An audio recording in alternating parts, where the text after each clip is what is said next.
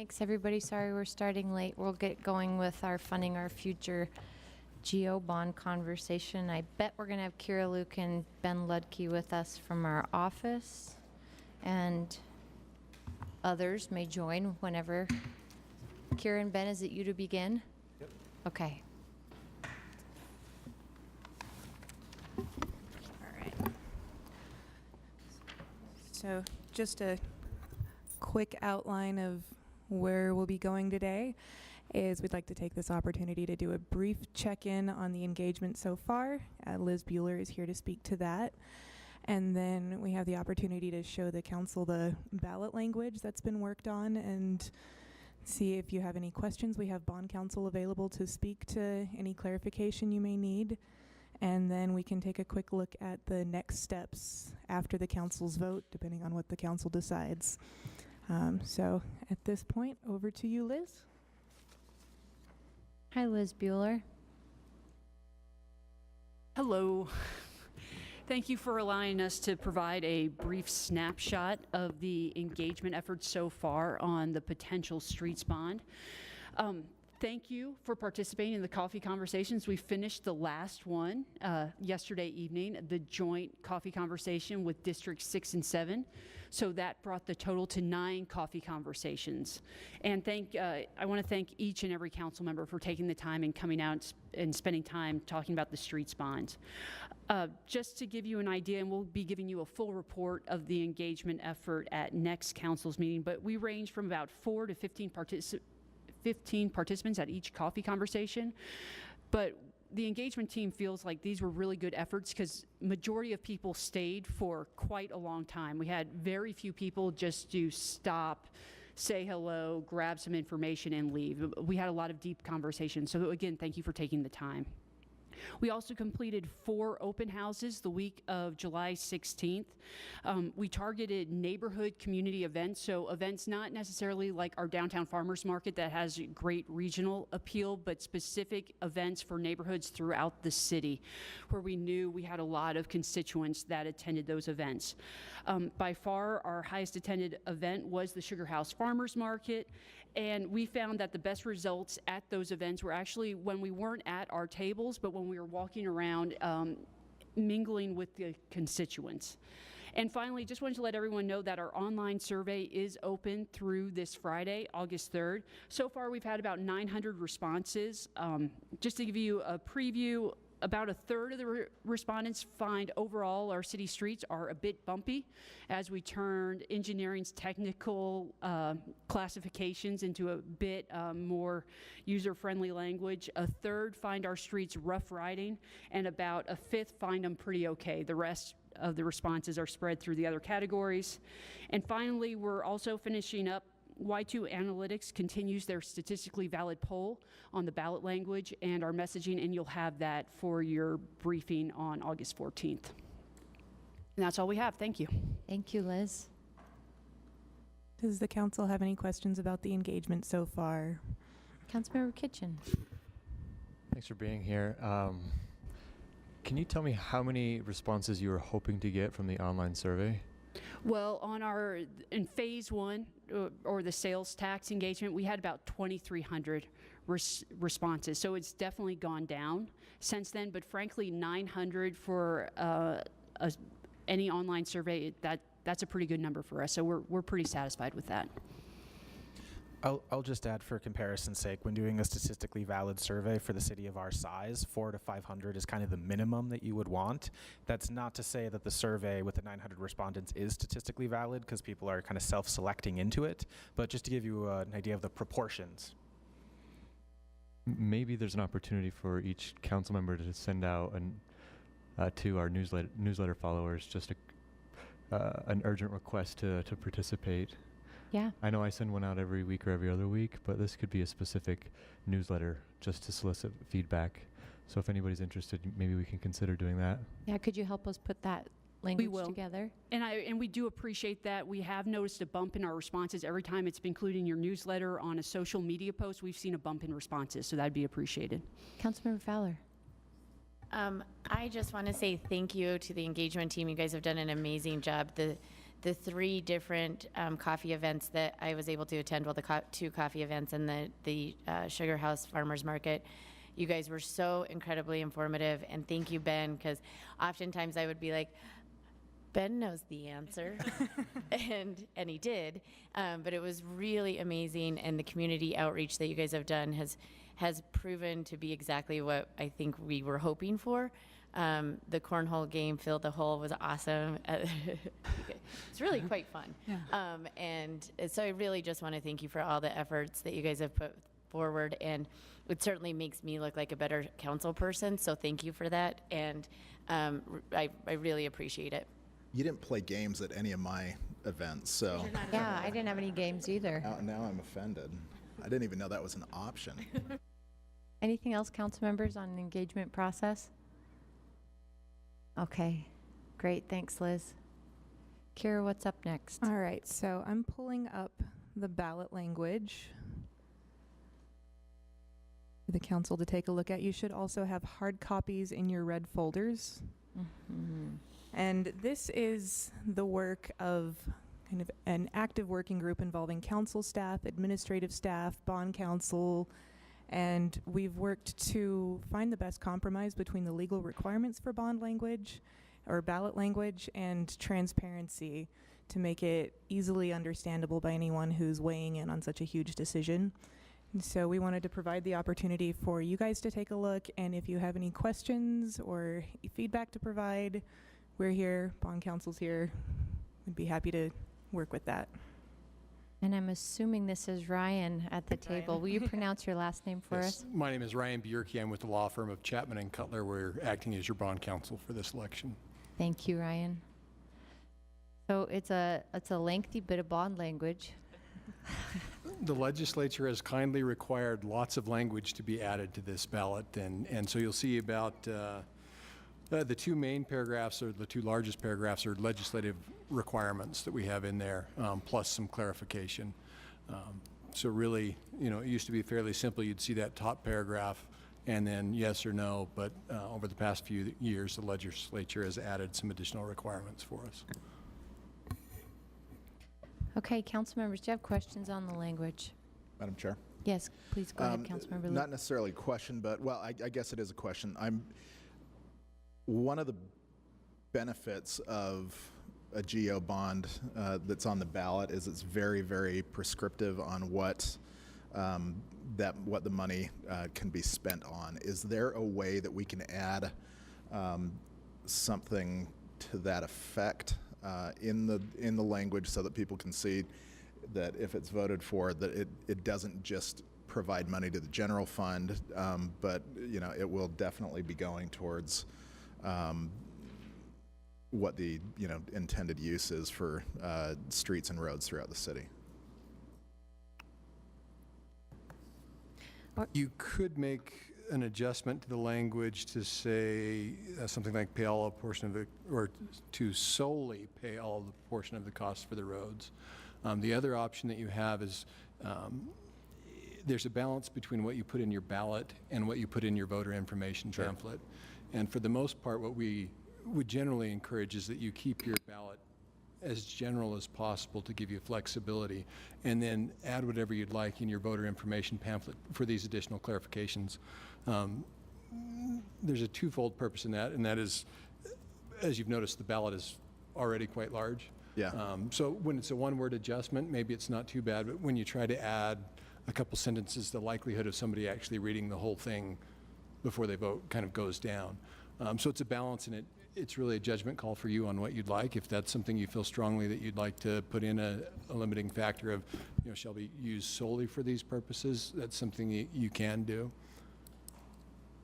Personally, I think that that goes a long way in the conversations that I've had with constituents about this, where there may be some concern about, you having a future council, for example, or a future administration use this money for something else other than what it is intended to. I've explained that, when it's part of a GO bond, there are requirements, but, I don't want to add a lot to it, but I think just having making that statement somewhere in the language would make sense. Councilmember Fowler in just a moment, but Charlie, do you want to look at maybe that, I was looking at that first paragraph, but maybe find a spot where Sure. we could add just, I think it is just a few words Yeah. you're talking about, not necessarily Not sentences. a whole, no, exactly. Okay. Let me play around with it. Okay. Okay. Councilmember Fowler? And if I could, just as a clarification, legally speaking, you couldn't use the money for anything other than what's in the ballot proposition. So, well, it's great if you want to clarify that. Could or could not. Could not. Yeah. So a future council could not come back and say, well, we don't really want this for roads, we're going to change it to a park. You're bound by your ballot proposition language. So, And Maybe that- that's the is a first se- line that of is our- a selling point, because I think Yeah. a lot of folks are concerned that, it'll be reappropriated to something else, so. you often don't see language in there that says solely or anything, because by law, you're legally required to apply it to that purpose. However, it doesn't mean you can't add that if you feel like it adds something. Great, thank you. Councilmember Fowler? Just a quick follow-up question on that. Is there a scenario where adding solely could then create a litigation problem saying this isn't an improvement to a street? I mean, because as a lawyer, I kind of go vague with you as well, only because I don't want to see somebody to misinterpret a project that's being done on a street as not an improvement, even though it is, but then we're stuck with this solely language. It does, you do run that risk that somebody can make a bigger argument that it didn't fit in what they thought was a road or a road improvement. So it does open it up, and that's why we generally say, let's keep it, give yourself a little bit more flexibility if you can in the proposition, and clarify in your voter information pamphlet. But again, where you've got sort of the various streets and roads improvements and the related infrastructure, if you throw solely on there, as long as you're within that category and you've got, I think, a reasonable basis for making the expenditure, I don't know how well the litigation would proceed, but it could happen. Okay. Council members, anything else? Charlie, you want to make a area Yeah, proposal? I'm playing around with it right now, so. Okay. Okay. And it sounds like on the pro statement that we would really like We'd really that. want to hammer that home Right up there, front. But, yeah, the more we say it, the better. So. Okay. Okay. Is that something that the council would want to straw poll before the end of the discussion, or at some point before the language is finalized? The vote is scheduled for August 14th. So, Which is our next meeting. So I think you probably need us to straw poll if there is any language change to the ballot today. Is that right? Or it would be most helpful for staff to have an idea of what changes would be made. Jennifer? I think just from a staff perspective, it helps us just to minimize the amount of editing that's happening on the day of the vote, just so we don't have any accidental oversights and we can get bond counsel to look at it sort of independently and that kind of thing. Madam Chair, Please, Councilmember Johnston. I know that Charlie's looking at this more in depth than I am, but perhaps you could just, the whole first paragraph's one sentence. So if you look at the third line, such bonds will be used to pay all or a portion of the costs. If you added such bonds will only be issued to pay all, something along those lines. And then put the binding of future council's explanation in the pro statement. Mm-hmm. Yeah. The future council stuff wouldn't need to be on it. It's just, just making it more. I mean, it clarifies, if you know what you're talking about, it's obvious. It already means this, but sticking the word only or something similar in there doesn't necessarily change this. It doesn't narrow it anymore. It just clarifies these funds are only used towards cost to improve various streets throughout the roads. So You want to put that in a straw poll? yes. I'd like to do a straw poll about adding the term only. Is there any other word in there I need to do to grammatically make this work? You could use solely. Solely. With S-O-U-L, could we do that? Madam Chair, so one minor adjustment to that, but what if it said something to the effect of such bonds will be issued per state law solely to pay all or a portion of the costs? Well, is it state law they can only be used for these road improvements, or that's the only State law, clarification? or the state law is, that's the requirement for the ballot language, or for the GO bond ruling, or how could we do something, or how could we reference the legality of what you're already saying? I don't know that. I know you don't need to. I know that it's there, but this is Hopefully I again. can get you there because you can't do anything not in accordance with law. Okay. So You'd be surprised what people know. But yeah, again, this is just. I'm not looking legality. You know what the legality of it is. I'm looking to explain to the public who will be making a decision. You know, some of whom will have read the bond, others will, or the pro statement. Some will be reading this for the first time when they're voting. Right. So. I mean, that would be, if you wanted to add, that will be issued in accordance with state law solely to pay. It works. Okay.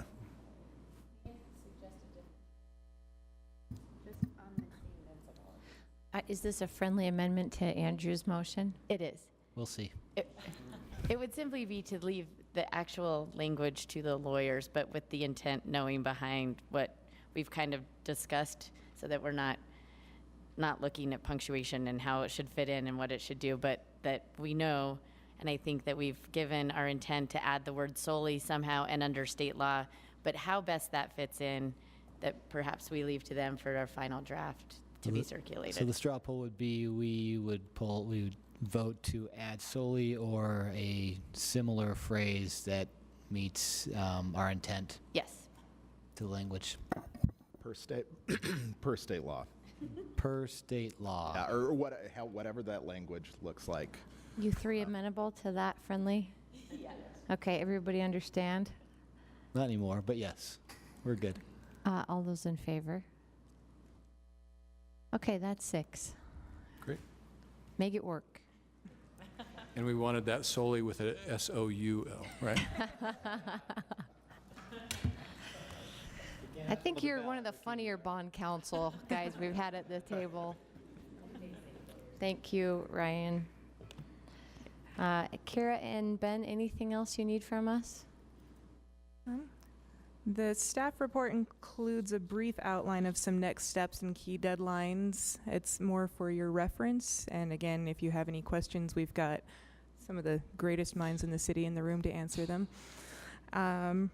Beyond that, the main thing that we'd like to walk away from this with is 2 more questions. We may have the opportunity to name the bond on the ballot.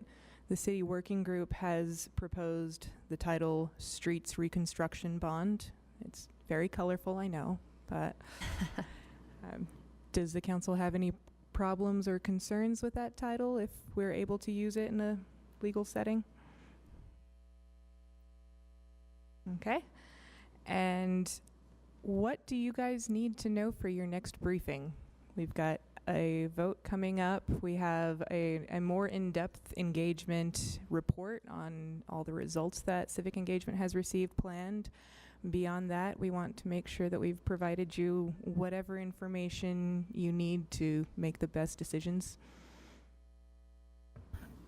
Well, I will look forward to being able to send out an email blast from our district accounts, and it would be interesting if there has been a marked change in responses, not in number of responses, but maybe the opinions of the responses, you know, if that was unpredicted, or I don't do market research, so I don't know if you get a lot of nays at the beginning and then it kind of balances How out. engagement may be affecting Yeah. the responses we've received over time. Yeah, if that's if there's something interesting in there, then that would be nice to see. I can add that the statistically valid viability poll will include a movement analysis to say initially what is your opinion on this, and then after the information that is shared so they better understand the bond, did they change their opinion? And so there will be a movement analysis, at least in the viability poll. Anything else, council members? Because, next time we all get together on August 14th, we are going to be voting to place this bond on November's ballot. So if there's anything else you need from these brilliant minds who've been hard at work on this, we need to let them know soon, today. But it looks like we're very satisfied. All right. Well, Thank you know where you, to and find us if you need more. Thank you to Mary Beth and Matt and everyone else I see who's been working on this. It's been an exceptional piece of public outreach. We appreciate it very much. And thanks to all the public who's come out and been involved. Okay, we'll wrap up on that one. Thank you. And move on to item 2, our temporary justice court judges. I think Lehua Weaver from council staff is going to join us at the table. And is Curtis Priest here today? No, Curtis. That's okay. Lehua, could you join us? Thank you.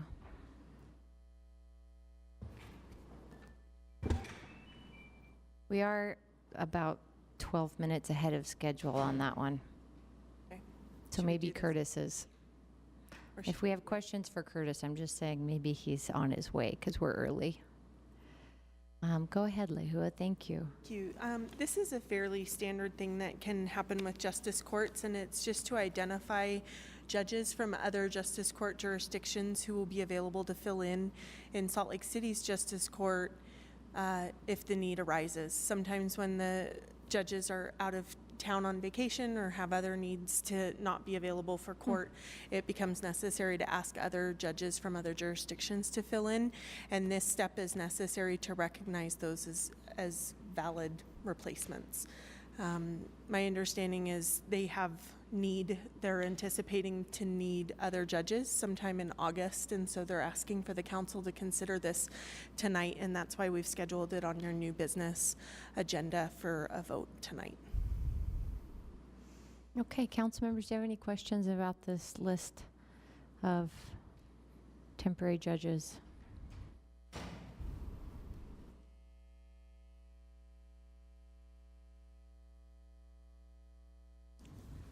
Sure, I'll ask a question. All right, thanks, Andrew. How did we come up with this list? Is it given to us? Is it people who volunteer? How is it? That's a good Formulated. question. I don't actually know the answer to that one. But I I can withdraw find my out. question then. Councilmember Wharton? Is there like a priority on the list, or is it just whoever's available? Ability-based, I believe. Okay. It's like a substitute teacher list. How do other judges get on the list if they want to be? I don't know the answer to that one either. I can ask. Okay.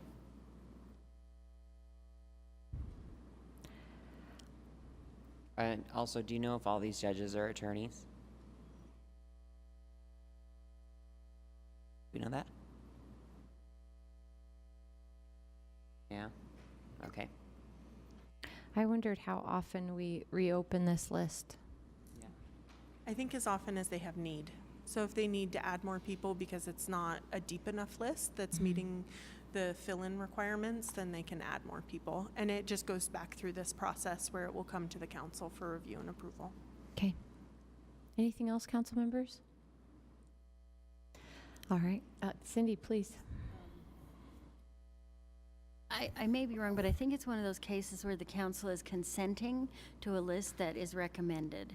So while we can refer people to the administration to request to be on the list, we may or may not see them back, my guess. Okay. Thank you, Lehua. Hopefully Curtis is not on his way. I will go call and make sure. Okay. And with that, we're a little bit more ahead of schedule for item 3, our Central Business Improvement Area 2019 designation. I see Ben in the audience, and Laura Fritz is not. Ben, are you here on behalf of your team? Great. And Russell Weeks from our council office, and please introduce this other gentleman who's with you. That's John Springmeyer. Hi, John. Hi. And I just messaged Jason. He is in the cafe right now. He will be here any moment. Great, we're ahead of schedule. Russell, could you start us off? Well, this is a periodic creation of a special service area, a special assessment area. In this case, the downtown, where property owners may agree to tax themselves to promote economic activities downtown. It's had a fairly long history. It was one of the foundations of downtown Salt Lake City getting off its feet in the late 80s, early 90s. This is one of a series of steps to renew any special assessment area. This is the beginning. The council will, the next step for the council is to adopt a proposed resolution, or at least consider a proposed resolution at its August 14th meeting that will actually trigger the steps going forward. And I think I'll leave it at that and let these good gentlemen speak to the issue. Welcome, Jason Mathis. Thank you. You are running early. Sometimes we're quiet on certain subjects and we move pretty quick. That's good. Thanks for being in the building. Yeah. Ben, do you want to? Sure, just to open this up from the department side, this is about every 3 years is the rhythm, so I'm not sure. I wasn't around for the last time we did this. It was also an initiative that took place in a different department at the time, so this is the first time the Department of Economic Development is leading this effort. So just to back up a little bit, this is a really valuable tool for the community. Essentially what we're doing with this district is creating an area that has services above and beyond what the city currently provides. It's not something that the city necessarily says, we're going to create this, we're going to do this. It's really led by the community saying we want to have this area assessed on our own and have these additional services. So currently the contract is with the Downtown Alliance, and we have Jason Mathis here as we will have questions, I'm sure, about, you know, what sort of value does this add to the business community and things of that nature. And so we also have Jonathan Springmeyer here, who is our consultant on the project, and he's been great at pulling together a lot of the tax information in the very technical pieces, such as compliance with the 2015 HB 190, which some of you may remember from way back when, but would love to open it up to the council members for any additional questions. Before we do that, maybe Jason, do you want to make your pitch? Well, I will say that the Downtown Alliance has been fortunate for the past 27 years to be the contractor for this, but the Downtown Alliance isn't necessarily the only contractor for this. The question, I think, for you today is whether you think the special assessment area for economic development is good for downtown, if it's good for Salt Lake City. It is sort of an unusual circumstance where you have property owners who are saying, we want you to tax us, we want to pay more. That doesn't happen very often.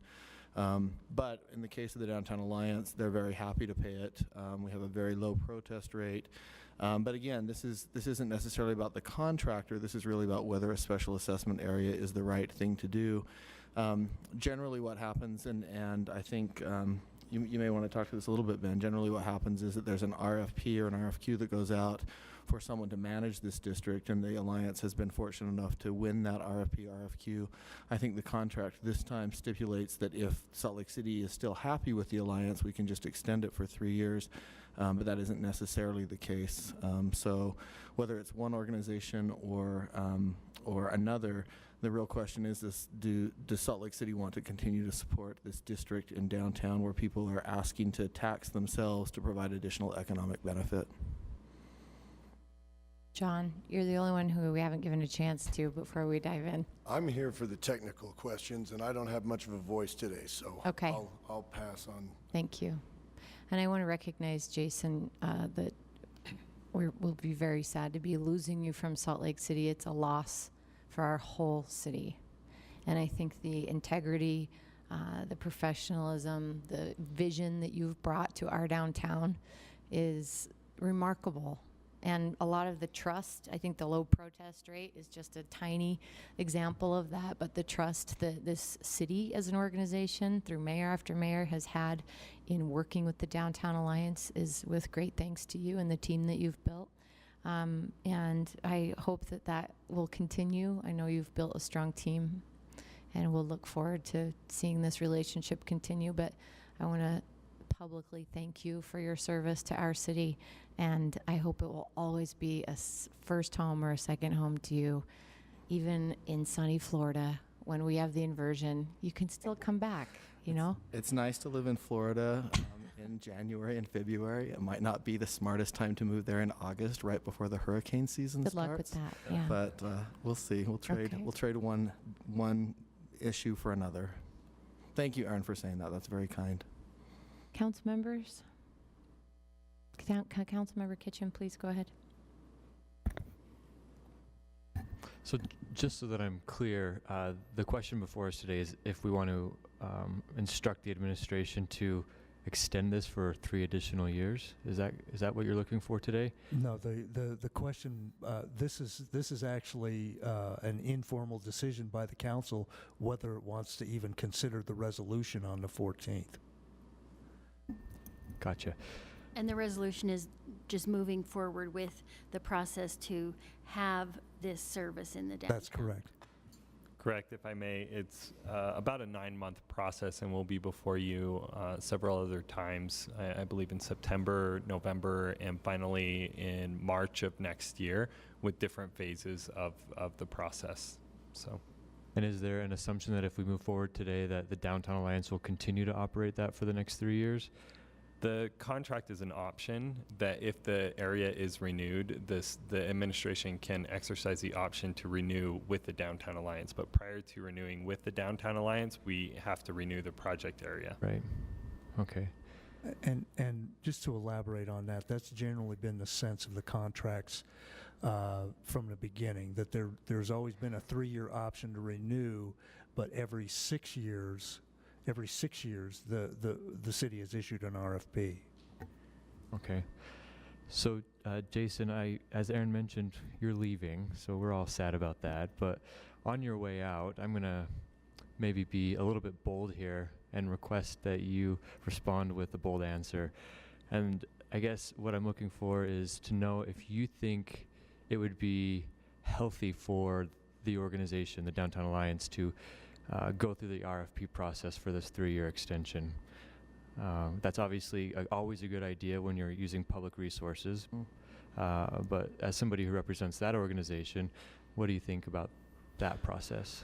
I mean, the services that the Alliance provides are fairly unique. There aren't a lot of organizations that have the capacity to produce a farmer's market, to do banners downtown, to do economic development, to work with developers.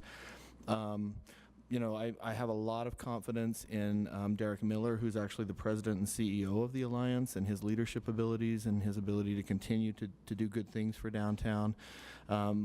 Downtown is a lot more than just one person or even a few people. It's a lot bigger than a single organization. So I would say, if I was staying, that of course you wouldn't need to necessarily put the contract out because it's, you know, challenging to respond to an RFP. But I think that the city should have that option if there are questions and you have questions about that as you come up to this renewal process. I don't think you should necessarily be opposed to it. My belief is that you'll be very happy with the services the Downtown Alliance continues to provide, whether I'm there or not. I think you'll see that the organization will continue to do good things and benefit downtown Salt Lake City. One of the benefits of the organization is that it does have a lot of oversight. We have a relationship with Salt Lake City for the contract. We also have a board made up of the property owners who pay the taxes, who are strong personalities and who care a lot about downtown, and I think that that is another source of comfort for the Alliance staying on track and maintaining the continued services that they have provided. It is a time of transition at the Alliance. I would be remiss if I didn't say that. I've been there for 10 years, and my departure, there are a few other staff members who have also left recently, but Again, the organization is more than just one person or even a couple people. It's really about this mission and this commitment to downtown Salt Lake City. And I think that you should reserve the right to put it out for RFP if you have questions or concerns. You should always do that, as you alluded to, with public money. But I'm confident that the Alliance will continue to provide valuable services and will be governed by this organization, by Salt Lake City, and by the business community who serve on the board of the Alliance. Good answer. I don't know if it was bold, but it was long. Very. That's all for now for me. One of the unique services Downtown Alliance has undertaken is the Downtown Ambassadors Program. And Russell notes in our policy questions that on page 5 of the transmittal, the administration refers to the assessment being the ongoing funding vehicle, but it was underfunded in the budget this year by $500,000, and it was a subject, that extra half to make it the full $2 million that I believe is necessary was a subject that this council, we worked to get the money in there, and it ended up not being in there. Yeah. So given that, are you looking at, is the Alliance looking at decreasing other programming, or how will it adjust? So that's a good question. Fortunately, the Alliance, there are a couple of elements to that question. One is that the amount that is generated from this for the special assessment area comes from property taxes, and it's a percentage of property value. We're really fortunate that in the last 3 years, the value of downtown has increased significantly, to the point that we're actually able to take the rate down that we will assess property owners, but still generate an additional $300,000 a year that will go towards the Alliance. And it's my understanding at this time that the intention is to use those funds to help finance the ambassador program. So Salt Lake City was very generous for the past 2 budget cycles to provide some additional program funding for this pilot program with the ambassadors. It's a fairly inexpensive way to make a major change for downtown, and to disrupt some negative behavior and to provide some services to people who need some help. But I think that with the increase in value in downtown, we're able to lower the rate, generate additional revenue, and that I don't think we will be coming back to the council to ask for additional funding for the ambassador program. I think that that's something that property owners can assume. Your question was, will we have to decrease other programs? And I don't think that that will be the case. I think that we can realize some efficiencies through some additional staffing changes that we've looked at, and that the additional funds that are coming because of the assessment generating more money will go to pay for those new services for our ambassadors. Any other questions, council members? Okay. I think this is going to move ahead okay. I'm just guessing. Russell, will you give me a timeline on what our next steps are? The next step is the council would formally consider the resolution at its August 14 meeting. That, if the council adopts the resolution, that would trigger a public hearing in September. The public hearing is important, but what really counts is the written protests that will occur later. I'm not even sure it will occur in 2019, but there will be a point where everybody will file, where property owners will have the opportunity to file written protests. And oh, sorry. No, go ahead. There are 2 types of protests. One is the percentage needed for the special assessment area to carry forward, and it's sort of the 60-40 rule, and that is in November is the deadline for those written protests. And then there's a Board of Equalization to make sure that if there are protests, individual protests about the value of the property and the assessed value from the city, those are processed in January of next year. Those are the written deadlines for that protest. Okay. So it is drawn out. It is a drawn out process, but so is every other. It's a thorough public process. That's correct, but and it mirrors every other special assessment area. Great process. So. Can I say, I just want to say, you were very kind to me. I just want to say to the council how much I've appreciated working with all of you. people get into public service for lots of different reasons, but this council is a group of people who care about the community, who do the right thing time and again, who are collaborative, who have integrity, and who work really hard to try to find solutions for our community. Not worried about scoring political points, but worried about really doing the right thing for the community. And I just want to say what a pleasure it's been to work with all of you. Thank you, Jason. Okay, fellas, I think that's it, unless council members have any last-minute items. We'll look forward to seeing this resolution before us on the 14th. Thank you. Thank you. Oh, man, now we're really ahead, guys. Do we need a break already? Okay, so if we have folks with us, given that we're almost 40 minutes ahead, Doug is here. Where's Doug Dancy? There you are. This is item for the 65 South 900 East rezone. Nick Tarbert from our office. Doug Dancy's here. Wayne, I see you in the audience. Thank you for being here early. Oh, thank you. Nick, would you get us started, please? Sure. Doug, did you want to take over on this one? Sure. I'll let you go with them. I'll be fairly brief. This was a petition by John Jones to rezone a parcel 60. I get the addresses confused all the time. 65 is the rear parcel. 63 South is the front parcel. Basically, it's the parcel in red here to rezone it from R2 to RMF 30. It's a landlocked parcel behind 63 South. It can only be accessed through 63 South, which are owned by Mr. Jones. Basically, he has since combined these parcels, to my understanding, so it's now one parcel. So basically, you have split zoning on the lot, and he's just looking to get his full lot in the same zone.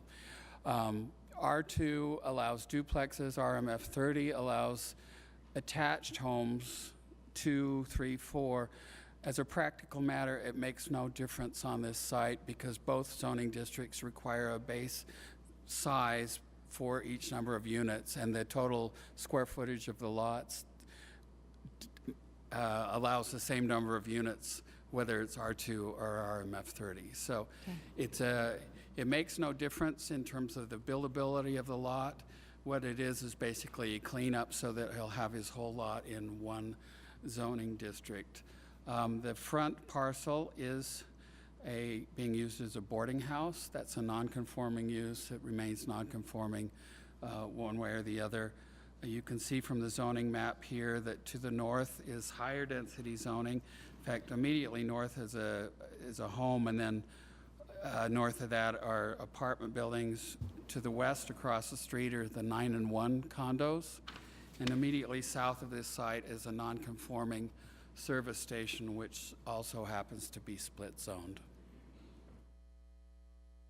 Great. Anything else, Nick? Nope. Councilmember Kitchen? So I have no issues with this at all, but looking at the unused service station on the corner, now I realize that this is a petition by the resident and property owner, but I wonder if it would make sense for us to rezone that corner as well. The housing? Mm-hmm. But you said unused. Isn't it still Or occupied? what, I don't. Maybe you didn't say unused, but Non-conforming. non-conforming. Excuse me. Just a thought worth tossing out. They're looking at the color of this map. That item was raised in the staff report that went to the Planning Commission. We noted that service station was also split zone, but because the petition came from Mr. Jones and not the service station, there was no recommendation or action taken on the service station lot. We wouldn't probably initiate the change in zoning without that property owner. I'm just thinking back to that crew that came through with a couple earlier this year. Rose? I can't remember the folks. It was the Rose Center, yeah. And I think this block was within their survey area, but they called for more consistency in our zoning for Central City, and this might present an opportunity to make at least this quarter of the block a little bit more consistent. So I just want to toss that out there, at least for fodder, if nothing else. Wayne, you want to chime in? I'll let you go. I was going to say, at this point, we'd have to go back to the Planning Commission and essentially initiate the process from the beginning, since there was no recommendation or public notice about that. And I don't really want to hold this up, so I just want to toss that out there, I guess, for conversation, if nothing else at this point then. But did you have something to offer, Wayne? No, that Nick clarified that. Okay. Okay. Councilmember Johnston? Is this Nephi Todd's boarding house we're talking about? Did the owner come up? Yeah. Is this the applicant? The applicant? Will you introduce yourself, please? Yes, I'm John Christopher Jones, and I'm the property owner, and I own the property next door, and I actually live around the corner. I live at 927 East, First South, and I've lived there since I rebuilt the house in 1988. Okay. So the gas station was abandoned for many years, and some of the neighbors tried to kind of keep it somewhat cleaned up because it was an eyesore. And it's now a gas station, vape shop, on and on. But maybe that would be interesting to rezone it for what it's being used, because I think the zoning in our neighborhood is really old and has not been looked at in a long time. And yes, it had been used as Todd's boarding home for many years. Okay, but it's not any longer. Is that accurate? He actually moved. Yeah, he moved over. Over to Redwood Okay. Road. Is it vacant at this point? Some gals are going to move in the next few days. Okay. Thanks. Any other questions, council members? Councilmember Kitchen? The pink zoning just to the east, right, about mid-block, what is that zone there? Two. Is that R2? That's R2, yes. Okay. So the gas station itself, right on the corner, I think is RMF 330, but he's got a couple lots to the east, which are kind of just parking, and that's why it's split. And there's like a building, like a old garage that was once at one time built behind on the east side of the gas station. And Mr. Jones, I should have given you the opportunity, and you can take it now, Yeah. to take 5 minutes to tell us about your application, make a pitch if you want to. Oh, I just wanted the zoning to be consistent, you know. And I've had it combined as one lot. I bought that piece of property actually from the gas station 15 years ago or so, 10, 15 years ago. So I finally just combined the lots and wanted to have the same zone, you know, in case I want to do anything in the future, have it the same zone.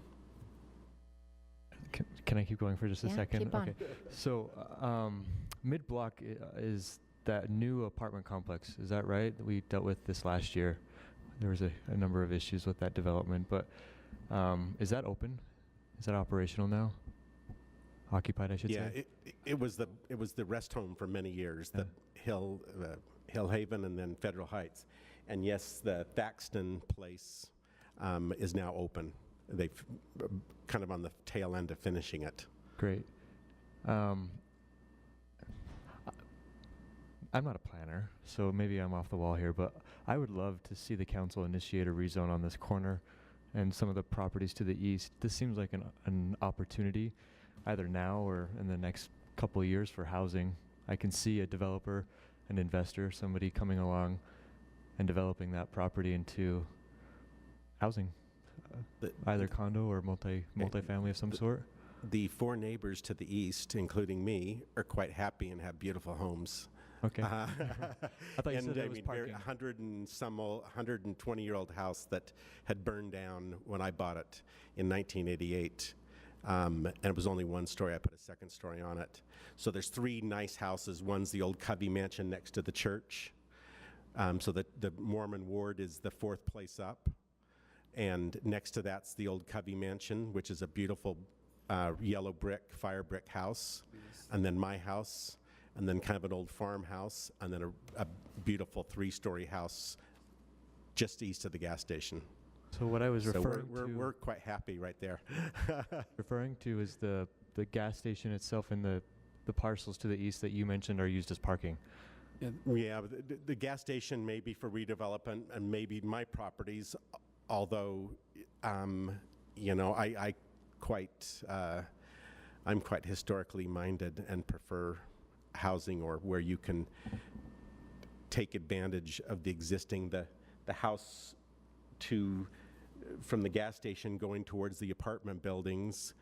The one was Todd's Boarding Home, number 63. Number 59 is a really old farmhouse. I think one of the oldest houses in the whole neighborhood. So to get to your, from the aerial here, the gas station's right on the corner and it has parking behind. And when you look at the zoning map, that's sort of in the yellowish mustard color, that's RMF 30, and the gas station's on that. Its associated parking lot is the one lot to the east, just a single lot, and from there east, it's all homes and other things. So to make it consistent, it would really just be rezoning one lot.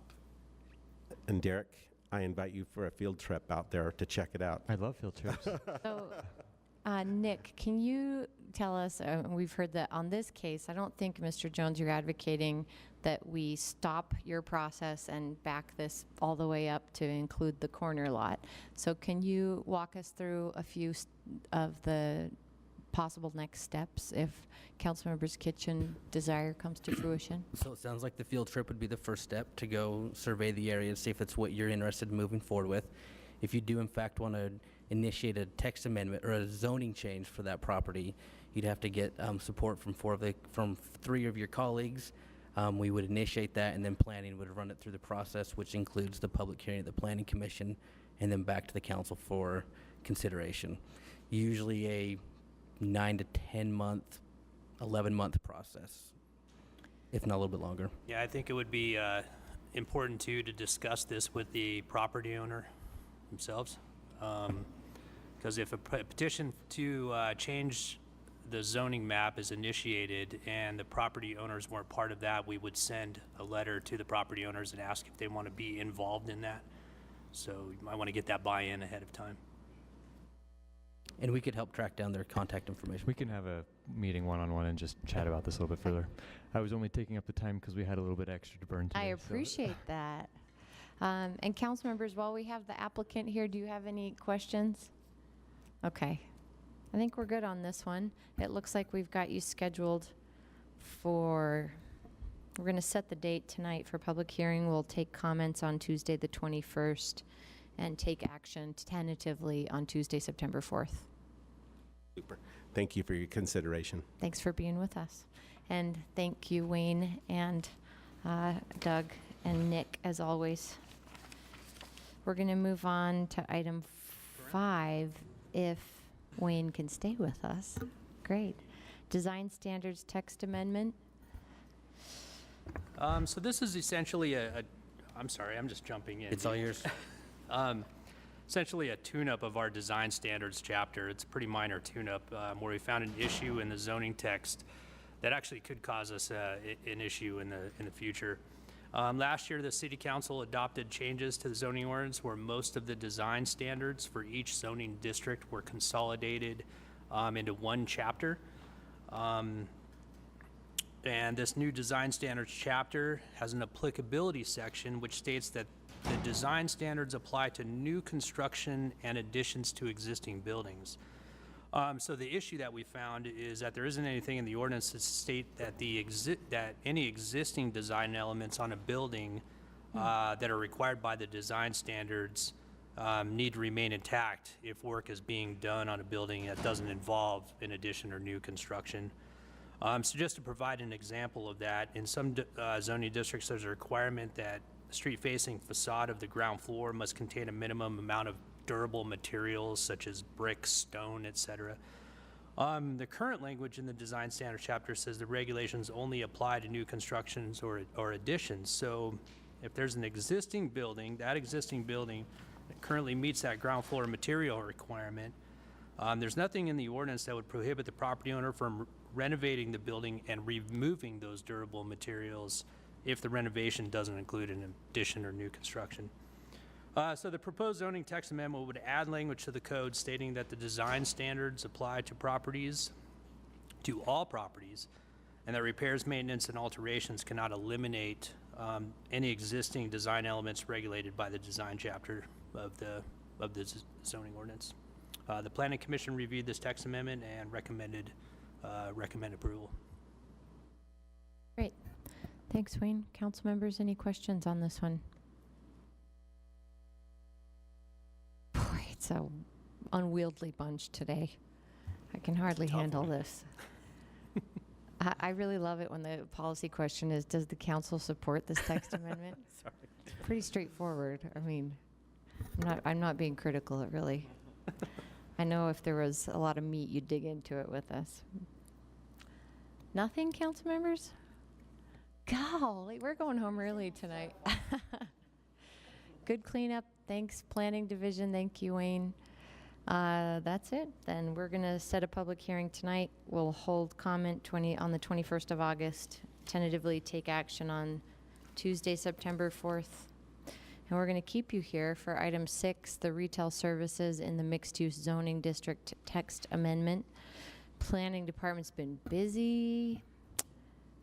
May I ask a quick question? Yeah, please. So since we're moving so quickly, there's another planning item that's not scheduled until after the time certain item. Should we try to get the planner down here to? Yes, please. That would be great. Okay. Wayne said he could do that for us. Nick, you're probably watching this, so please send down the planner. Ring the bell. Wayne, Nick, Anna? Anna? Yeah. Thank you for being Anna Anglin. Yes. Thank you. Who wants to kick us off? Okay, so what we're trying to do here is add retail services to the mixed-use zoning district. It was inadvertently left out a couple of years ago when we did a text amendment to that ordinance.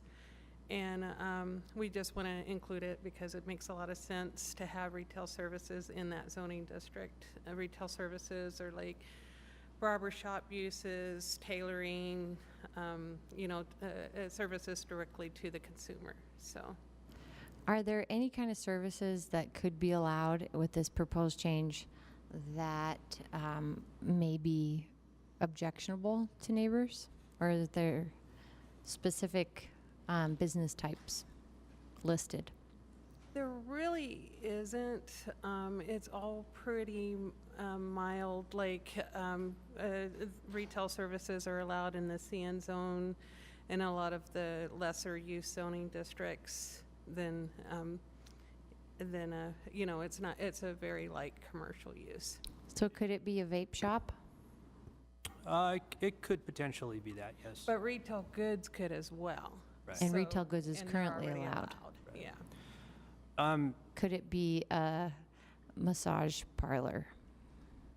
Possibly, yeah. That's a retail service as well. Yeah, it could. It depends on how they market themselves. That didn't sound very good. But because in some of those, it could be like a medical office type facility. The key thing is that retail services actually were allowed in the mixed use zoning district before we made our major change to our land use tables.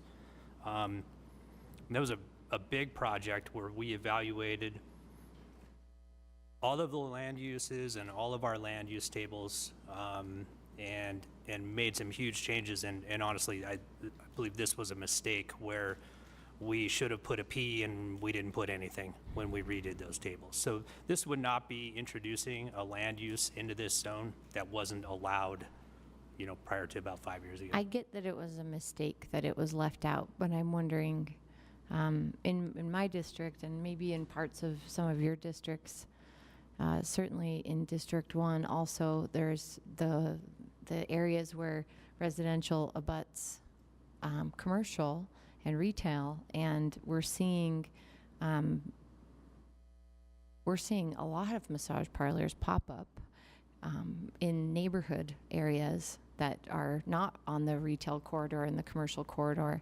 And so that business type in particular, I know that our Vice Squad and Police Department do what they can to make sure that those businesses are legal and licensed.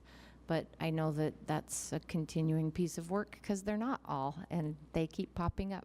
Yeah. So I'm concerned about that business type, even though I know that's not why we're here. Most of the time, though, with a massage therapist and that type of thing, they have business licenses or state licensing requirements to have that type of use, and it's regulated that way more than it is through, you know, like retail services type of use and that type of thing through the business license process, so. And I think there's a difference between a massage therapist and a massage parlor, and I'm specifically using the term massage parlor, which I recognize is not legal necessarily. That certainly could be an issue because they are, you know, they all are clumped into that one retail service land use. I don't have a, you know, a good answer to say that that won't ever be an issue here. The map shows where the MU zoning districts are located, and it's actually, it's not a really wide range zoning area. They're mainly along kind of the 300 West corridor near that area, kind of north of downtown. Okay. So it sounds like excluding a particular business type isn't something that this zoning does, although other zones like CG and CN, if I'm getting those right. No, wait, neighborhood commercial, which is CN, right? Mhm. And I don't remember all of the 9th and 9th. There's CB, thank you. We do get specific about certain business types under those, don't we? No, those would, I believe, I'll need to check, but I believe those are still covered under the retail service land use. That was one of the things we did with the big land use table project, was that we did do a lot of consolidation because our land use tables were getting a little out of hand and a little too specific. So we did consolidate a lot of uses into more generalized use categories. When did we do that? It was, what, about 5 years ago, I believe? Because I'm remembering, and I'm sorry to get down this rabbit hole, when we rezoned the 9th South corridor between about 7th East and 8th East, do you remember this? There was some concern about what type of businesses. We did downzone basically in that area. And we did a rezone on the corner of 9th and 7th, and I remember that the community felt comforted by the limited types of businesses that could occupy that space. So I do remember specific business types being noted in that zoning, and so if I could just ask for a follow-up, you don't have to know it right now. Okay. Yeah, and it was probably, I mean, we do have different uses that are allowed in different zoning districts. So it might have been, it was looking at a different zoning district for that site. I think I remember that project, and it was, If I recall, it was the CN to the rezone was to That the particular property was rezoned to SNB, and the change that we made was a sole practitioner medical office. Yes, that was a To text allow it. amendment. Thank you. There have been some unintended consequences from that, because now that we define that use, it's actually not allowed anywhere else. So we're working on fixing that. So, just so you know, every time you add those kinds of uses, you run into that potential. Yeah. So.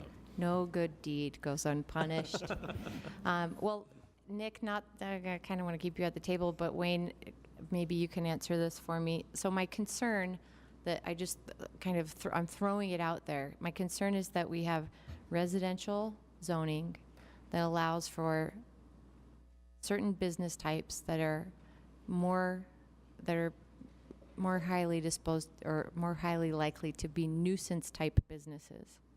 And it feels to me that in other zoning scenarios, we come into it with a greater degree of specificity to avoid nuisance type businesses. Like, for example, that business types that don't generally have high parking needs, or, you know, we've been very specific about that in other areas. So I'm concerned about allowing nuisance-oriented businesses to operate in neighborhoods. And we don't have to fix that with this today, but I'd love for you to respond to that concern. and one of the key things with the mixed-use district is there are actual controls. It is a district that focuses more on residential. It's a mixed-use district, but the purpose statement is really focused on providing a residential environment. So when you look at the actual design regulations for commercial versus residential, they're much more strict for commercial uses. You need to preserve, if there's a residential structure and you want to actually turn it into commercial, you have to preserve that residential structure. In some cases, it requires a conditional use. The height requirements are lower, or the height allowances are lower for commercial properties or for commercial uses than they are for residential uses. So there's some other mechanisms there in place that doesn't solve the nuisance use issue, but there are some other design mechanisms in place to try to protect the residential character of the area more. Way to keep it focused on the design component here. Thanks. I kind of went AWOL there. Council members, anything else? Okay. We've got this one set public hearing tonight. We'll hold the public hearing August 21st.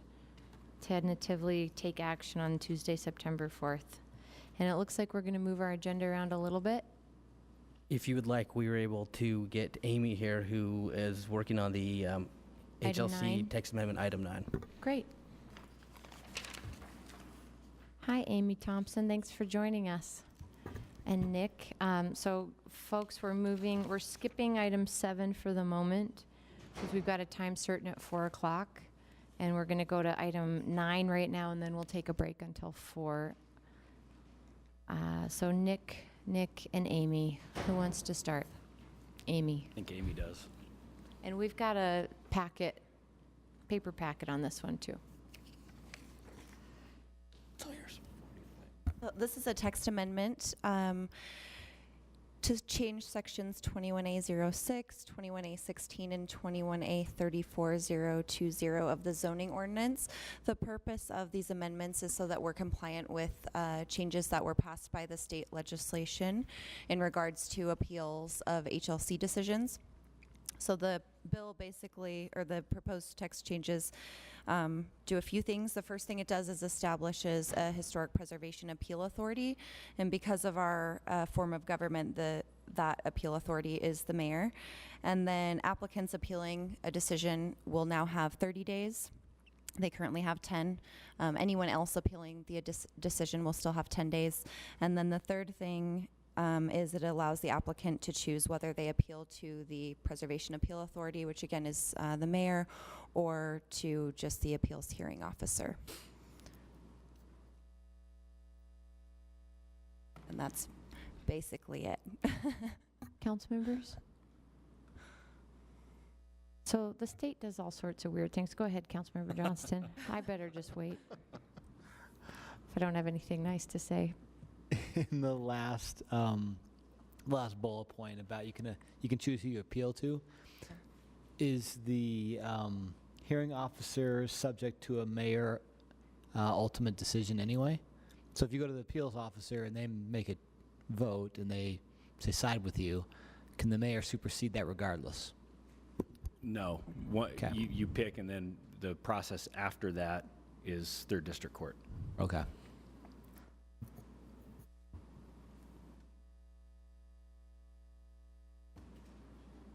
Yeah, Councilmember Fowler. It seems like this is in line with a lot of other appellate processes we do within the planning and department. Is that accurate?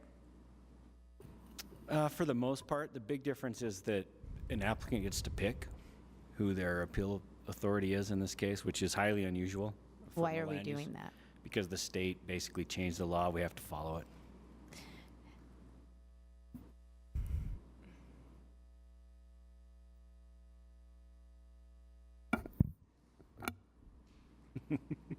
I'm just going to be quiet. Me too. Anything else, council members? We have no choice on this, right? Do That's we have right. any We've choice? actually been following this since it went into effect last year. So we've had 2 or 3 appeals that have gone to the mayor where they've appellant has picked. So this is just to bring our code into compliance so that it's easier for people looking for the appeals process, so they don't have to go to our code and state code to figure it out. So when the mayor is picked for the appeal hearing, is the mayor's obligation for public, for transparency, for their finding or the decision, is that record the same as it would be with a? Yes. Everything's the same. The only difference is the person who hears it. Okay, so we have no choice on this. We must approve this. Are you saying, are If there we- any changes in here that were discretionary? No. I mean, if we don't adopt it, we're still subject to the state law. We still have to follow it. And this really is just to make it more clear in our ordinance so people aren't, like I said, going to multiple places to try to figure out what our appeal process is. Okay. No point in wasting our breath then. Thanks for being with us, Amy, Nick, and Nick. Thank you. Thanks. We will hold a public hearing on this on the 21st of August and take action on Tuesday, September 4th. And with that, we're going to take a break till 4 o'clock. We do have a time certain, folks, and I hope 45 minutes is plenty for us to come back on time for 4 o'clock with the Parley's Interchange Environmental Impact Statement Study. See you then.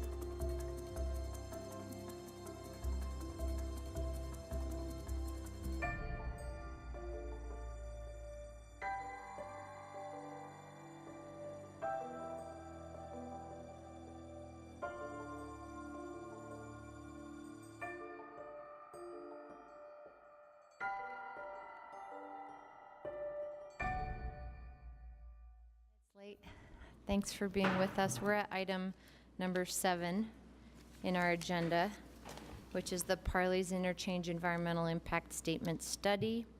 Becky Stromness with UDOT. Thank you for being with us. Will you introduce this fellow? I'm Kevin Kilpatrick. I'm a consultant for UDOT on the project. You said Kevin? Yes. Kilpatrick? Yes. Thanks for being with us. Thank you. We're happy to be here today. I know we tried to make an attempt to come a few months ago when the project kicked off to let you know, but we didn't work out with the timing and everything. So hopefully I can get you up to speed on the project now. But we have passed the purpose and need, and we're into the alternatives phase of the EIS project. Just to familiarize those that may not know, the study area we're looking at centers around the mouth of Parley's Canyon, as shown in this map here. And we kind of extend out in all directions. When we start at EIS, we're not sure what the improvements may end up being, so we kind of pick a bigger area than we might actually end up having improvements for the project. Just want to review what the project purpose is.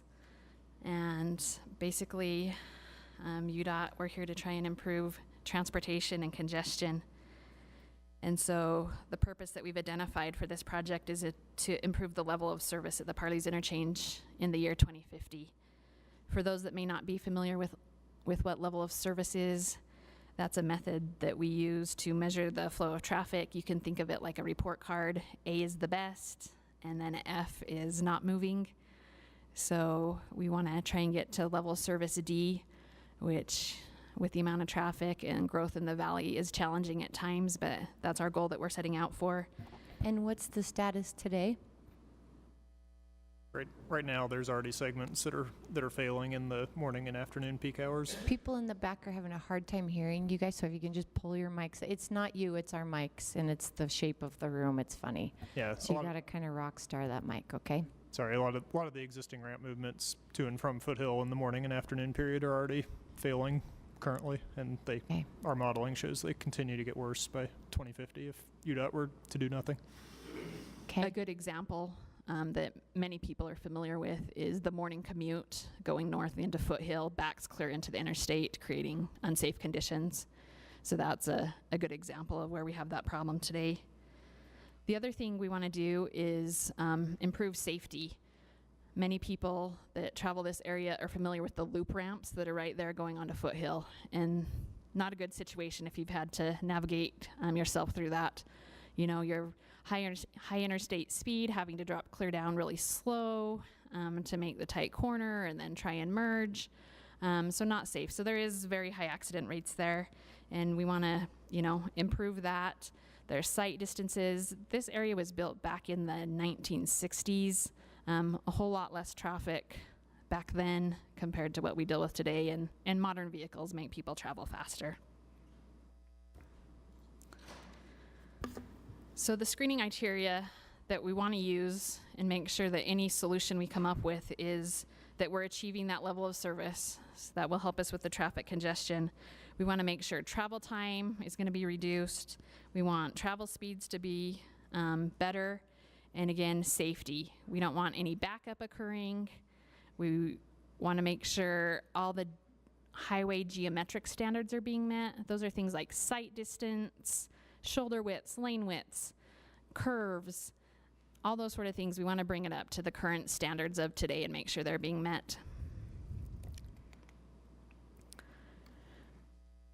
So we did process to identify some ideas or solutions of what we could do to improve the congestion and meet safety. Many of the ideas originated from previous studies and planning things that have been done over the last 10 to 20 years. There was a UDOT major investment study done about 20 years ago. There's been the Foothill study. UDOT did a traffic study. There's been numerous efforts to try and identify some starting points for alternatives. So these starting alternatives, we had 15 of them, and these are purely representations of how traffic would connect from point A to point B. So how you would get from Foothill to 215, how you would get from I-80 to Foothill. So it's a representation of how many lanes we would need to make the various movements through there. Now, once we're through this alternatives development and identification phase, we'll be getting into the actual engineering, looking to see, are these alternatives feasible? Can we actually construct this? As everyone's aware, that's a difficult area with the terrain and topography we're dealing with. So from those 15 alternatives, we did the travel demand analysis, and we basically identified 3 that were achieving the level of service D. So those are what we will be presenting or showing or what we've come up with, but we are in the comment period for the alternatives, so we're looking for any and all ideas that are out there on how we can make these connections to improve the traffic and the congestion in that area. So I'm going to begin with what we're calling Alternative A. And maybe first I'll point out that all the alternatives have some common things. And one of the main things is mainline I-80 is shifting to the south. It varies or will vary depending on the alternative as we make all the connections with the ramps. But that shifting is allowing us to make it straighter.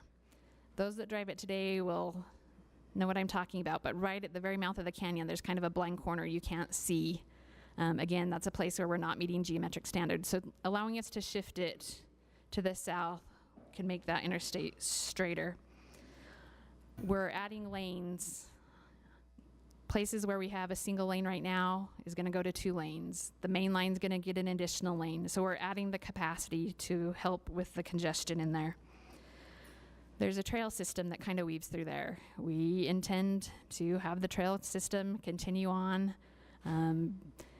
generally in the same alignment. There may be some adjustments. We're not into that detail of engineering quite yet.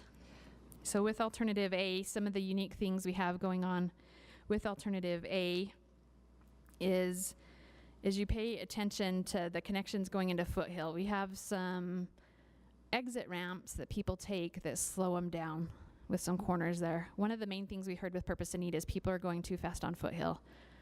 So we've got some corners there that are slowing them down. Another thing about this alternative is we're kind of stacked up multiple levels. We have 3 stories high, 3 levels, however you want to interpret that. But so we've got 3 levels there. Becky, I would encourage people to, yes. Can I ask you a question? How, it doesn't seem like there's a representation of where it exists today. Do you have a map that shows the contrast? Yeah. If you go to the project website, you can, it should be easier for you to see. It's parleys.eis.com. Again, I want to caution people, these are representations of where various roads and routes connect. It's not the footprint of where the project's going to be.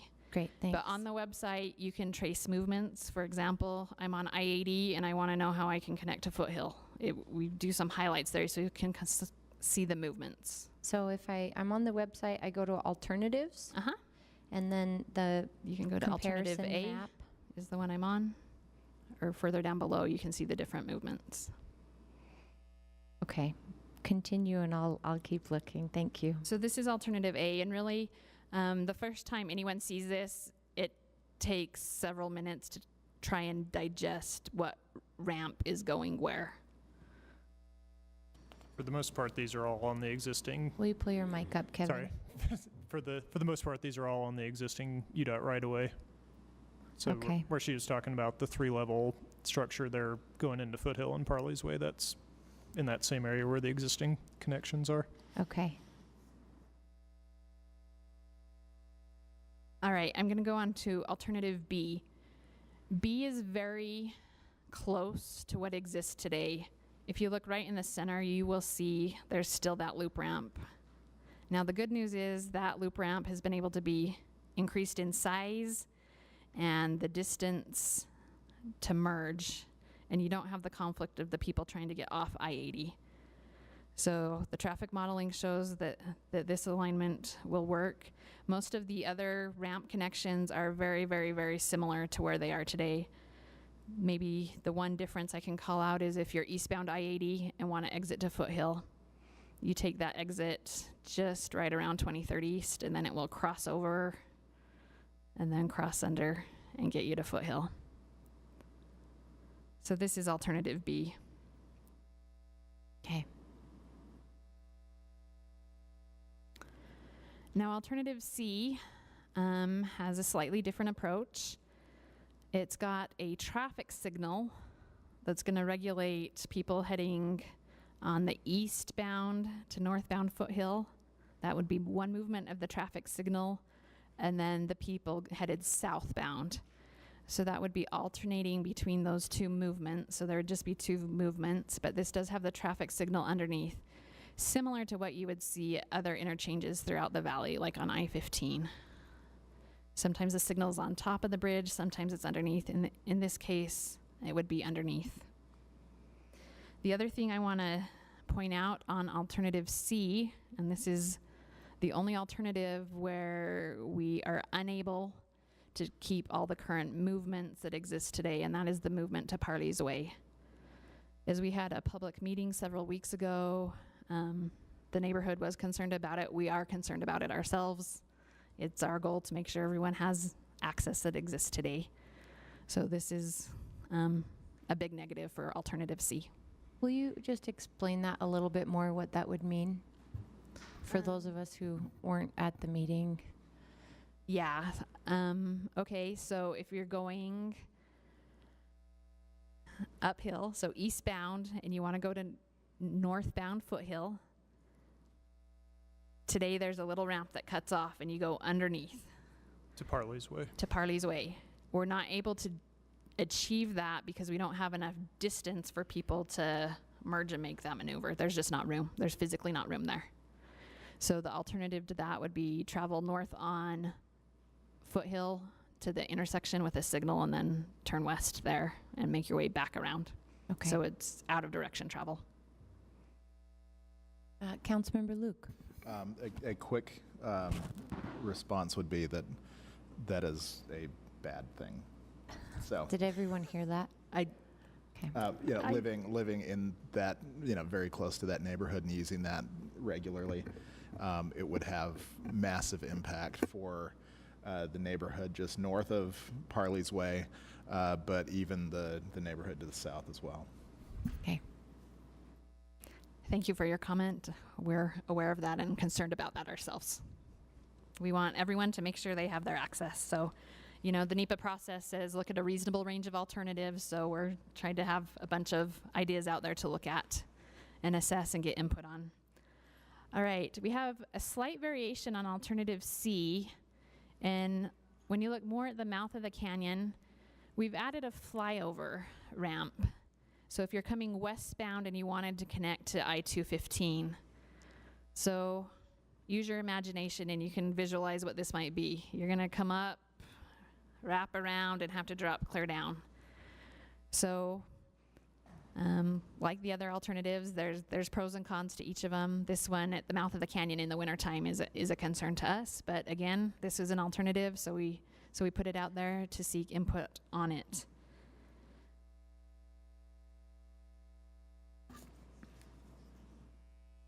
So those are the alternatives, and as I said previously, we are interested in any and all ideas of other ways to make connections for the various movements.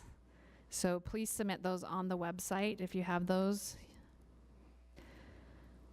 So our next step is we get to the end of the alternatives comment period. We will be making modifications, adjustments, deletions to the alternatives based on public comment that came in.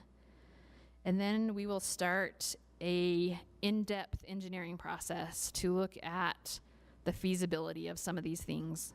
This is a difficult area. We have to look at the bridges. We have to look at how to keep roads all open, trailheads open. That is our intent, to keep those roads open. There may be modifications to the facilities, but it is our full intent to keep everything open so people can get where they need to go to their homes, their businesses, their recreational opportunities. That engineering is going to be looking at the vertical. We haven't taken a look at that. Refining the alignments, like I said, with horizontal, just to make sure everything will work and can be built and constructed. Once we've done that, we're going to be doing the environmental impacts. This is where, once we know the footprint of the alternatives, we can assess what the impact may be to water, wetlands, homes, trails, cultural resources, air, etc., all the environmental resources, noise. We'll be conducting those surveys and assess what those impacts are.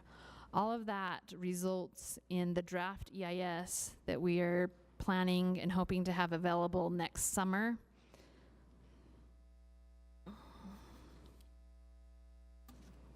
We have done public outreach. We've done presentations to Mill Creek, the county. We've had public working groups with business owners, residential community councils. We did have a meeting at Skyline High School a few weeks ago. All of the information that has been presented at all of these venues is available on the project website, and I would encourage everyone to go to the project website just because you're able to get a closer look and take the time to understand the alternatives. I did mention that we're planning to have the draft EIS available next summer. I do want to emphasize there's absolutely no funding that's been identified for this. When you look at the Wasatch Front Long Range Plan, it's a project listed in the phase 2, which is 2025 to 2035. So many years out, and you never know where a project may end up in that phasing. It could shift. Again, my name's Becky Stromness. My email's on there, but you're certainly welcome to go to the website. To the far right hand of the website, you're able to submit comments. There's an online comment form, or you're welcome to send an email to the Parley's EIS project team. Thanks, Becky. So with that, thank you. Councilmember Fowler? Yes, and you may have said this, and I just kind of want to make this clear. I apologize if I make you repeat yourself, but the impact to pedestrian accessibility and transit accessibility and our trail systems, will that come in this second screening, and will that be for all 4 alternatives?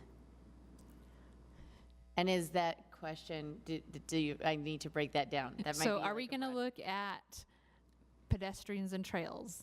Yes. Yeah, we've already That's part of the got a preliminary design, but we've been working with the city and other trail interest groups on Improvements trying that to could be refine made, or yeah. other additions to the existing system. I mean, we need to maintain what's out there at a bare minimum as part of any of our process. So both the shoreline connection and the connection over to the park and the Parley's Trail. And what about looking at, for future things perhaps, about how the road would be impacted by mass transit, and if we are designing for a future idea of potentially putting mass transit on the freeway, if that were possible? I mean, are we looking at that? Is that a possibility? Have you thought about that?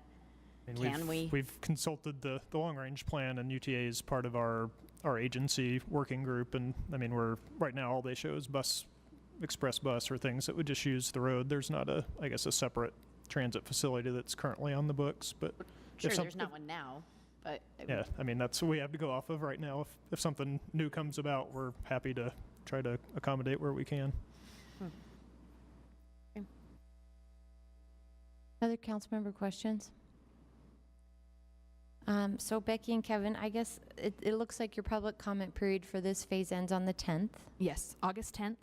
And if we had another agenda item earlier today, our own general obligation bond outreach that we all, I think, quietly committed to sharing with our constituents to ask for their input. If there's a opportunity that we could have to share the feedback mechanism that the public has through the 10th, I think if you could send a concise little write-up, we can connect you with our staff before you go so that we can get that out. We'd be happy to share that. I'm sure, I would guess council members Luke and Fowler have already been involved in that process, but this is an important interchange for a lot of the city. So if we could ask you to do that, you obviously have a clear timeline with question marks but that's helpful information for us to share also. And sorry to interrupt, but to be clear, this won't be the last opportunity for comment. This is just on our first draft of the alternatives. We And then there'll appreciate be you coming out. future opportunities as well. And Yeah. just for you all's reference, we have met with Salt Lake Utilities because there's significant city water infrastructure in this area. So we've already started to coordinate with them, and we'll be having follow-up Get meetings. their information so we can try and engineer. Make sure their through it. system's whole at the end of all this as well, because there's Great. Could I ask our staff, I don't know if we have anyone assigned to this item already, but that when we hear back, or if there's an opportunity for us to hear from Public Utilities about the coordination with the potential project, I get that there's no money for it yet, but that this is long-range planning. I'm sure that Public Utilities has some idea about, regardless of the project. If there's an opportunity for the council to hear about that coordination, we would like to. Anything else, council members? Becky and Kevin, when do you anticipate coming back to us? I'm guessing next summer. There may be I think we'll be meeting with the utilities and trails and various people in between as we try and work through various design issues or considerations, if there's preferences or will this work. Yeah. So I think there'll be informal meetings taking place. Okay. But we would anticipate coming back during the public hearing sometime next summer. Okay. We will look forward to that. Thank you for spending the time with us to update us on this potential project. Thank you. Thanks. We have public comment tonight at our formal meeting, and you can make comment during the general comments section on the agenda tonight, which is it begins at 7. The general comments section is a little bit later in the agenda. You can take 2 minutes to say whatever you want to the council, and that happens. Sorry, we don't take comment like this, but one of our staff right here can take your question. Okay, Kevin and Becky, thank you very much. And we already did item 8. Actually, we don't have an item 8 for some reason. We have 7 and then it goes to 9, and we already did 9. So we're going to item 10, which is our small cell wireless facilities item. And I don't know if we have Dan Rip, are you? You're here. All right, nice and early. Thank you. And Kimberly, I saw you here also. Ben Ludke and Kira Luke, I'm not sure if you have to come up on this one. Thank you for being ready to go early with us.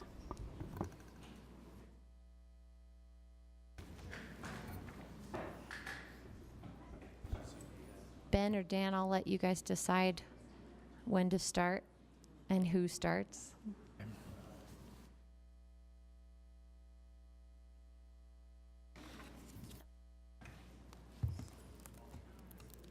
think my computer crashed.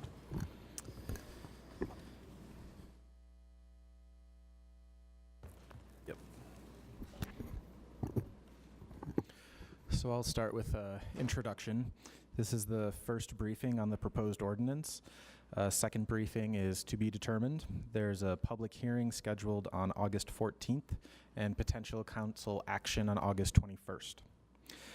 Small cell wireless facilities, the intent is to add capacity and coverage.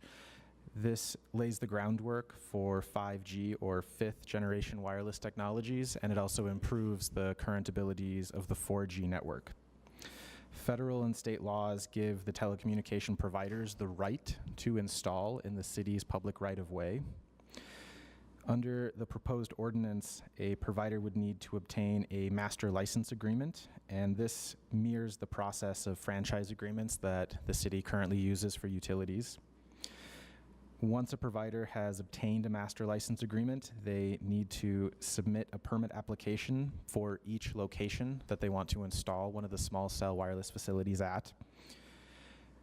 Back on May 8th, the council held a briefing for the first non-exclusive master license agreement. This was for a company called XNet.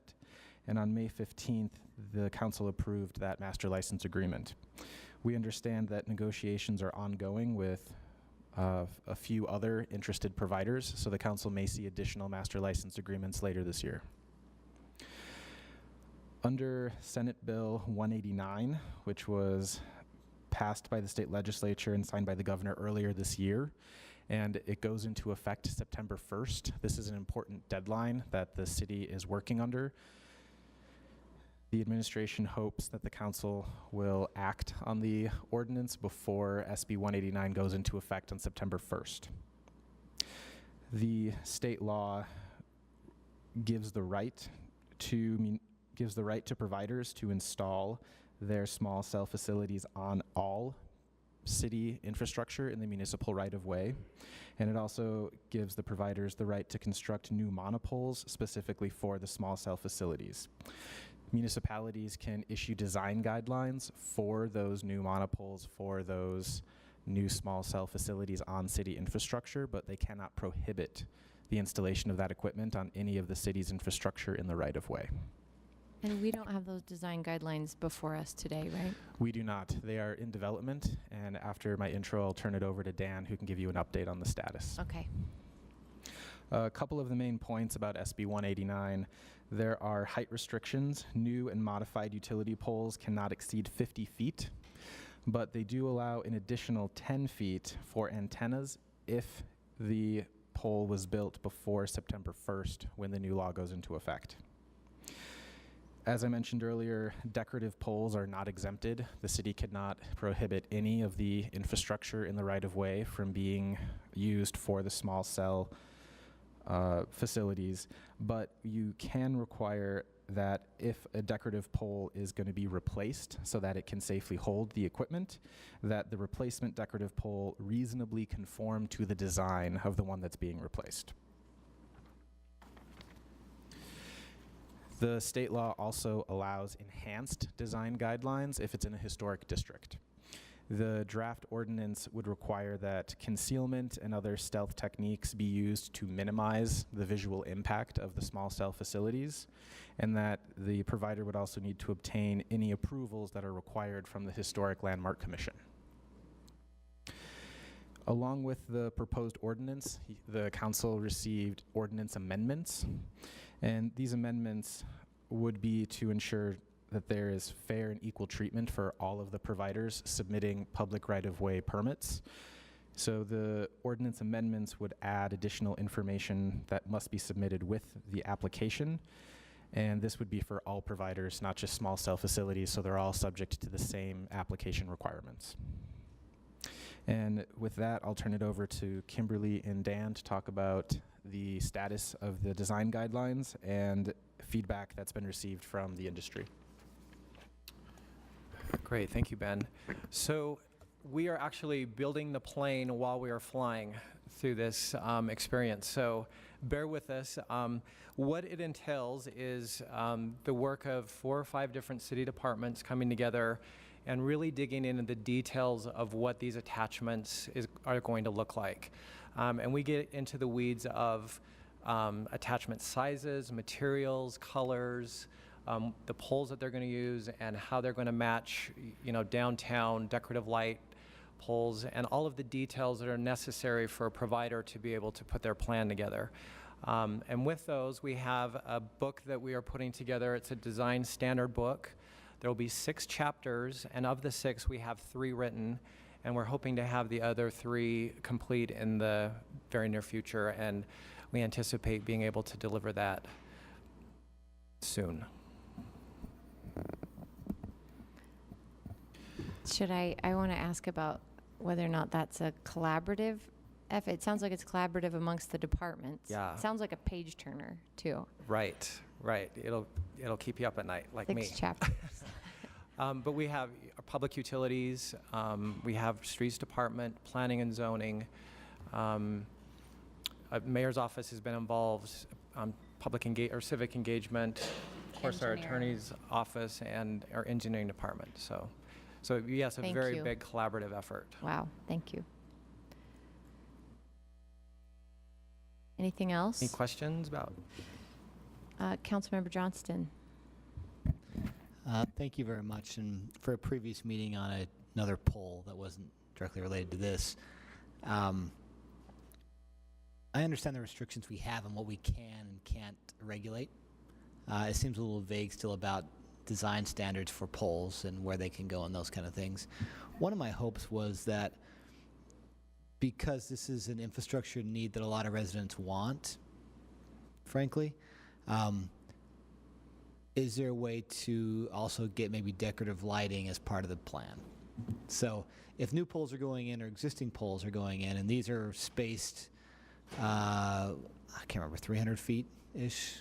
We can't require spacing, actually, of the small cell antennas. But generally, they can't go, there's some spacing they generally follow, though, just for their technical needs, right? I think 250 feet was mentioned at the May briefing as one of the standard distances, but that will change with the technology. We're not talking quarter of a mile kind of thing, no.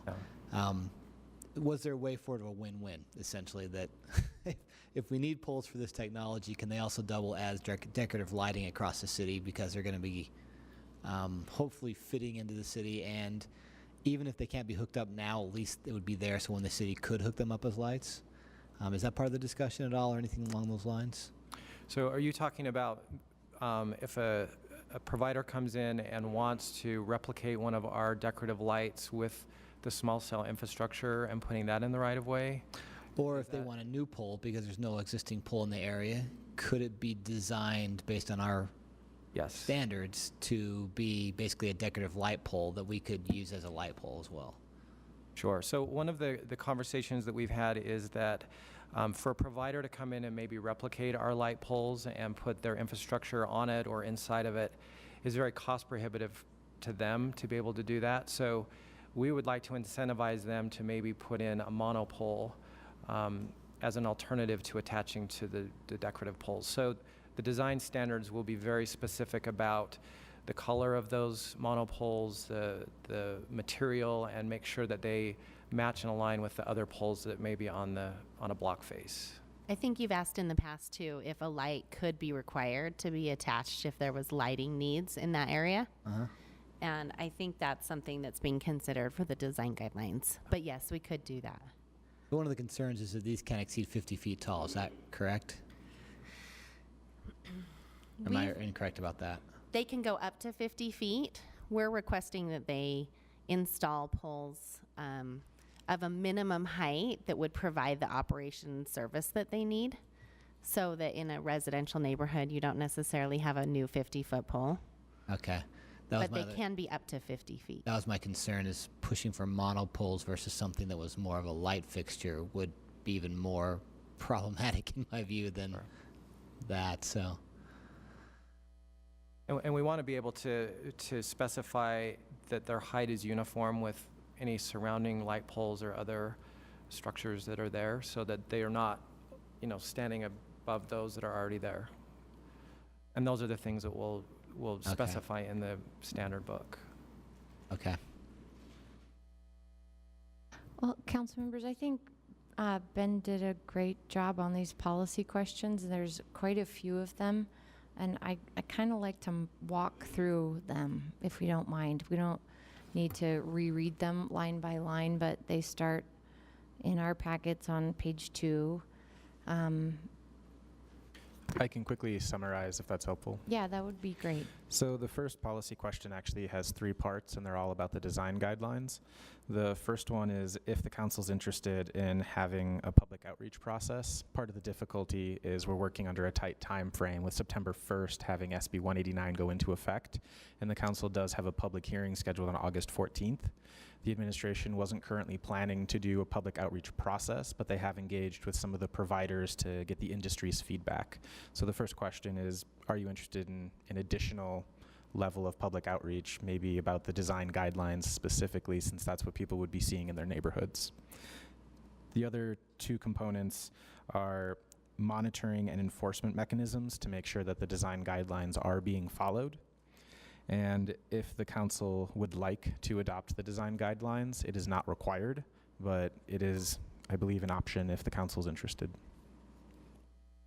So I'll take those next 2 questions if that's okay.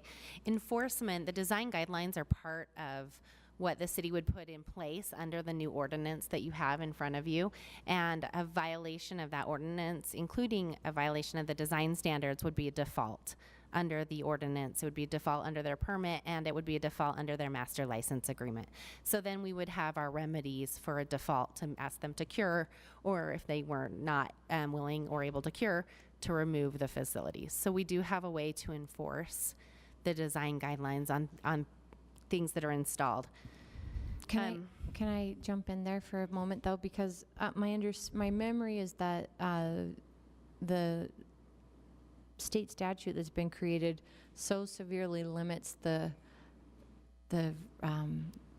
funding that the city will receive from these installations that, I mean, we have a hard time enforcing on things that we can fully charge the justified cost for, and we aren't necessarily getting that here. So do we actually have the enforcement for the potential 800 to 1,000 installations that we have the capacity for? Do we have the enforcement, I mean, personnel-wise and time-wise to look at this? I think we'd probably have to ask engineering to answer that. We do have the mechanism, the legal mechanism to enforce, but your question is a far more practical one. Would you like us to? Ben, will you make a note of that for us? We'll follow up. Okay. May I ask? Oh, if we have engineering here, come on up. Will you We came introduce prepared. yourself as well? I'm Scott Weiler, working for Salt Lake City Engineering. Thanks for being here, Scott. You're welcome. I spoke with the city engineer prior to coming, and his advice was to not close the door. If the numbers pan out as you've suggested, we may need to hire more personnel. But we aren't being compensated by the installers for the cost of that personnel necessarily because of the limitations the state's placed on what we can charge. I would agree that we are limited on how much we can charge in the way of a public way permit. And that is fairly minimal. Okay. Thank you. Madam Chair, Yes. are the consequences for non-compliance sufficient to deter it? Because at this point, our current code doesn't really hold anybody accountable. Even if we could enforce it, it's a minimal fee essentially, and they get by. Does this have more teeth to it, I guess? So the remedies that we have available right now are requiring the company to fix it so that it complies or remove the facility. Mm-hmm. I don't know that I can hazard a guess whether or not everyone will think that's sufficient to make them want to comply. If they don't comply, we have another mechanism, which is we don't issue them any more permits. So that might be an immediate consequence that has a little bit more effect. And that's something that's in place now with engineering in in Chapter 14. Okay. I'm frustrated because existing ones are being just ignored essentially, and that's a frustration piece on my part where our current code is not necessarily difficult to manage, Right. and it's still being ignored. So it's not your fault and the city's fault. It's just a matter of being able to say, here's a clear code, here's a violation, can we enforce it, and is it enough? Maybe our hands are tied, I don't know. The second piece you said about not doing further permits sounds like it would be quite an incentive to play by the rules. So thank you for that piece. It helps me feel a little more comfortable.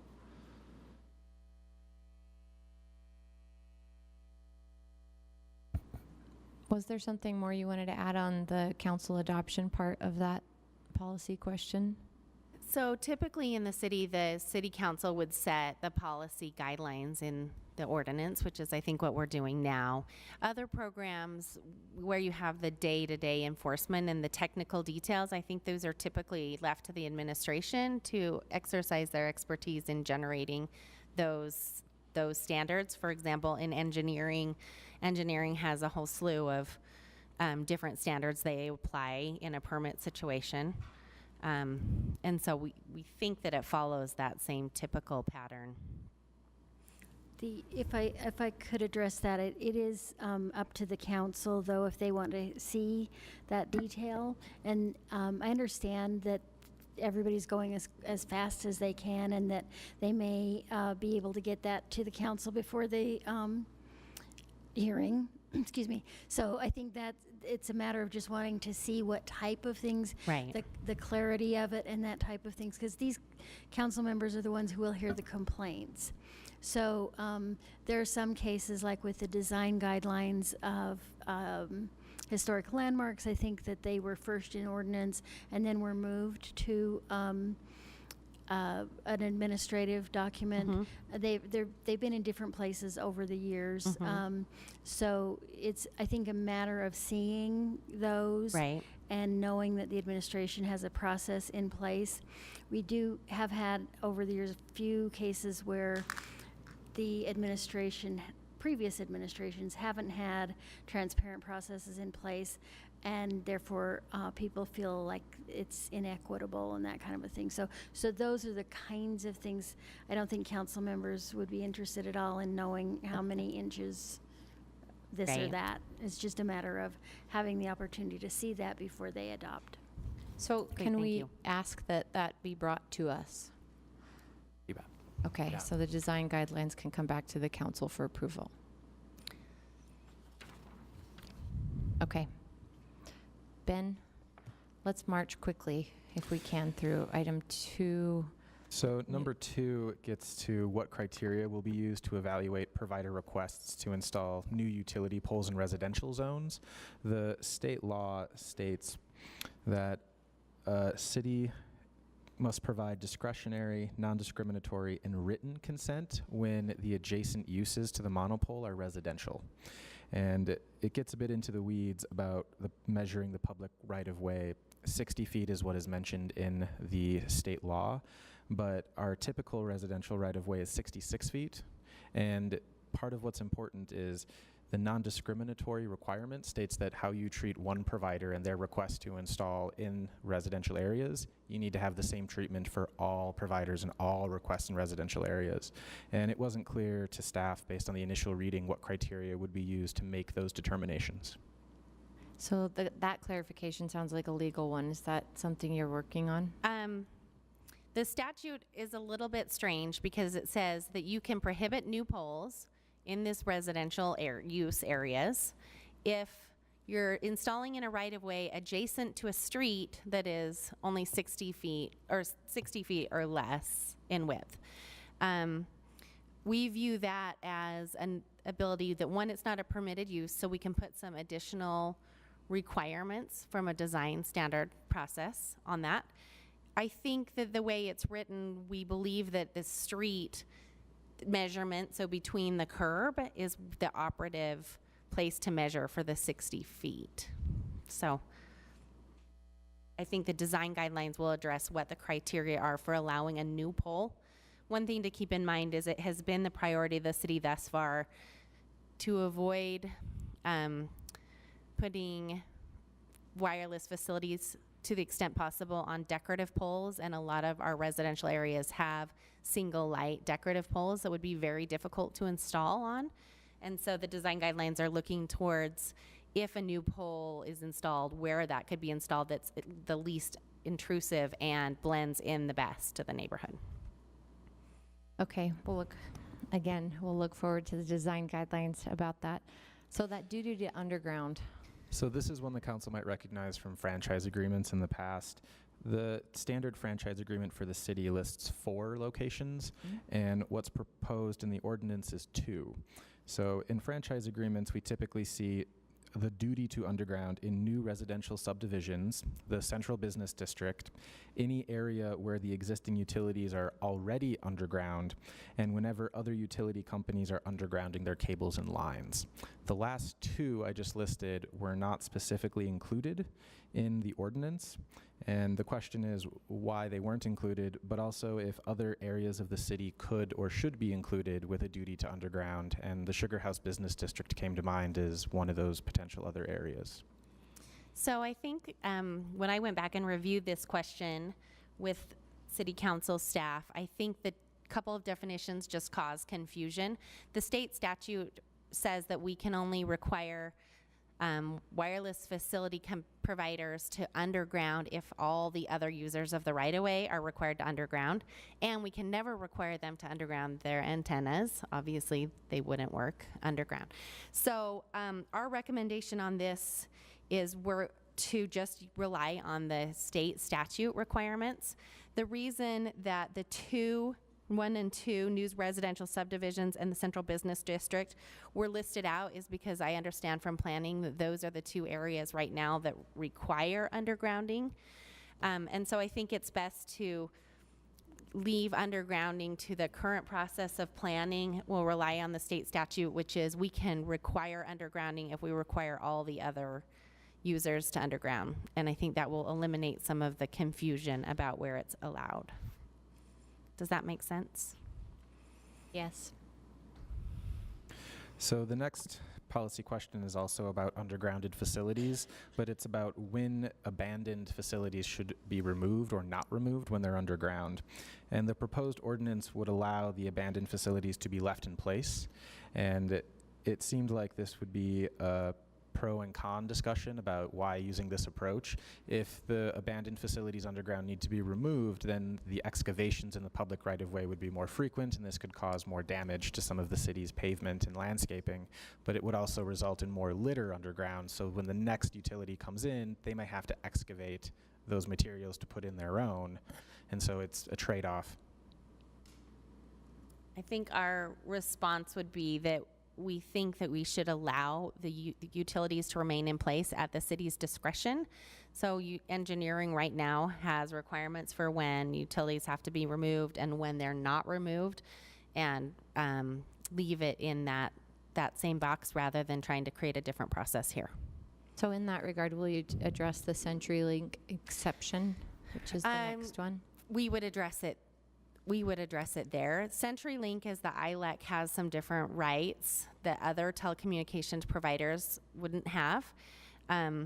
This is a provision that's used in our franchise agreements and probably, I think, is not as directly applicable because they wouldn't be installing ILEC facilities under a small wireless agreement. So I think we're going to delete the exception for the ILEC, and then just leave the abandoned facilities to engineering when they have to be removed and when they can be left in the right of way. I think that the above ground facilities are always required to be removed. Yep. We're just talking about underground fiber. And then there's one more policy question to bring up.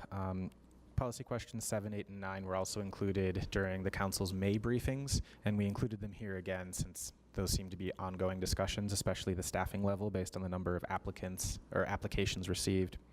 But number 6, the proposed 2 new fees are created by the state law, and the city's consolidated fee schedule does not currently include franchise fees or other contractual fees. But when the council originally initiated the creation of the consolidated fee schedule, the aspirations and the intent was to include those franchise fees at some point. And so we just wanted to raise that these 2 fees are new. They are being created by state law, but they won't be reflected on the consolidated fee schedule at this time. And the intent is to someday do so. And if the council wanted to ask for a status update, now would be a time. Do you have a status update?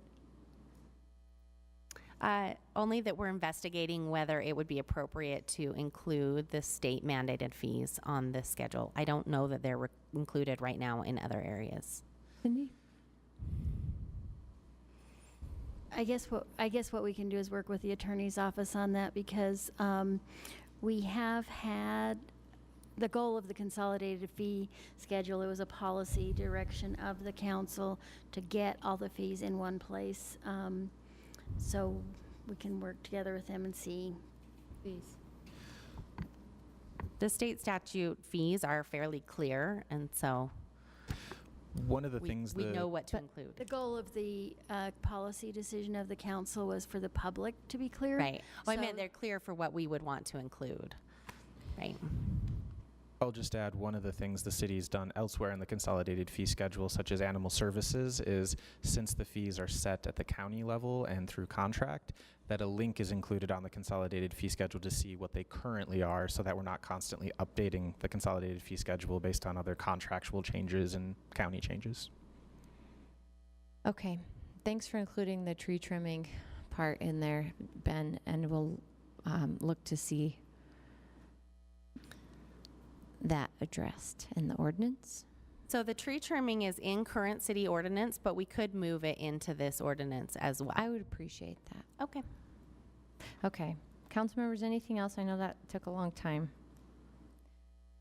I'm going to recap some expectations it sounds like we've come up with. The Councilmember Johnston had the question about the toothiness of the enforcement, and I had a question about our staffing level ability, if we could get a little bit of feedback on that, please. We've decided to bring the design guidelines to the council for adoption, that the design guidelines are going to address that street width question, that this will be included at least by a link in the consolidated fee schedule, and that the tree trimming ordinance language will be included as well. Anything else? Would you repeat the one after, right before the consolidated fee schedule? The design guidelines addressing the street width. Was that it? Thank you. You're welcome. Thank you. So tonight we're going to set a public hearing. We'll hold public comment on Tuesday, August 14th. We're tentatively scheduled to take action on Tuesday, August 21st, with our September 1st deadline just a few days away. Thanks for the collaborative work amongst all the divisions and departments in our own office and the rapid timeline you're working under. We appreciate it. Thanks. Thank you. Thanks. All right, friends. You've been waiting for it. The dogs are back. Allison, Roland, please lead us and guide us as we walk through the dog off-leash ordinance amendments. This is item 11 on our agenda. I think Jan Aramaki is our dog expert, and Kristen Riker's here from Parks and Public Lands. Thanks for being with us, Kristen. Good afternoon, Madam Chair. I apologize for my voice cutting in and out, but I'm working on it. Just to give a little bit of background, it seems like only yesterday that some of us were working on dog off-leash issues. For the four of you who were not here in 2014, 2015 when these discussions went on, or before then when Jan worked on these discussions, it has been a long road, and really, I think part of the reason it's been so complicated for the city in general is that this issue reflects the changing demand that people have for recreation options, in this case with their dogs, but obviously these kind of changes are things that Parks and Public Lands deals with on an ongoing basis. That the use of parks changes over time, and that's something that I think became clear to the council as these discussions went on. The council in 2014, 2015 treated this issue quite extensively, set up a community working group to try to get both administration, the public, council members involved in sort of figuring out a way through these discussions to make sure that all parties were involved and that their concerns were expressed. And a Public Services Department really responded very promptly to the requests of council members. Since 2015, there are 5 new off-leash areas that have been approved by the administration that are actually working, but they are not included in the ordinance. And then there are another 5 that are planned and in their test period. So this is a major change from the number, at least, that was included or that was available in 2014 and 2015. The administration's current proposal includes 2 major aspects. One is a repeal of Resolution 52, which is the term, the jargon we use for the public process that allows new dog off-leash areas to be established. So that would be one element of this. It is a rather complex process. It was established in I think 2004. And the proposal is to repeal this because of its complexity and the length of time it takes to actually establish new areas.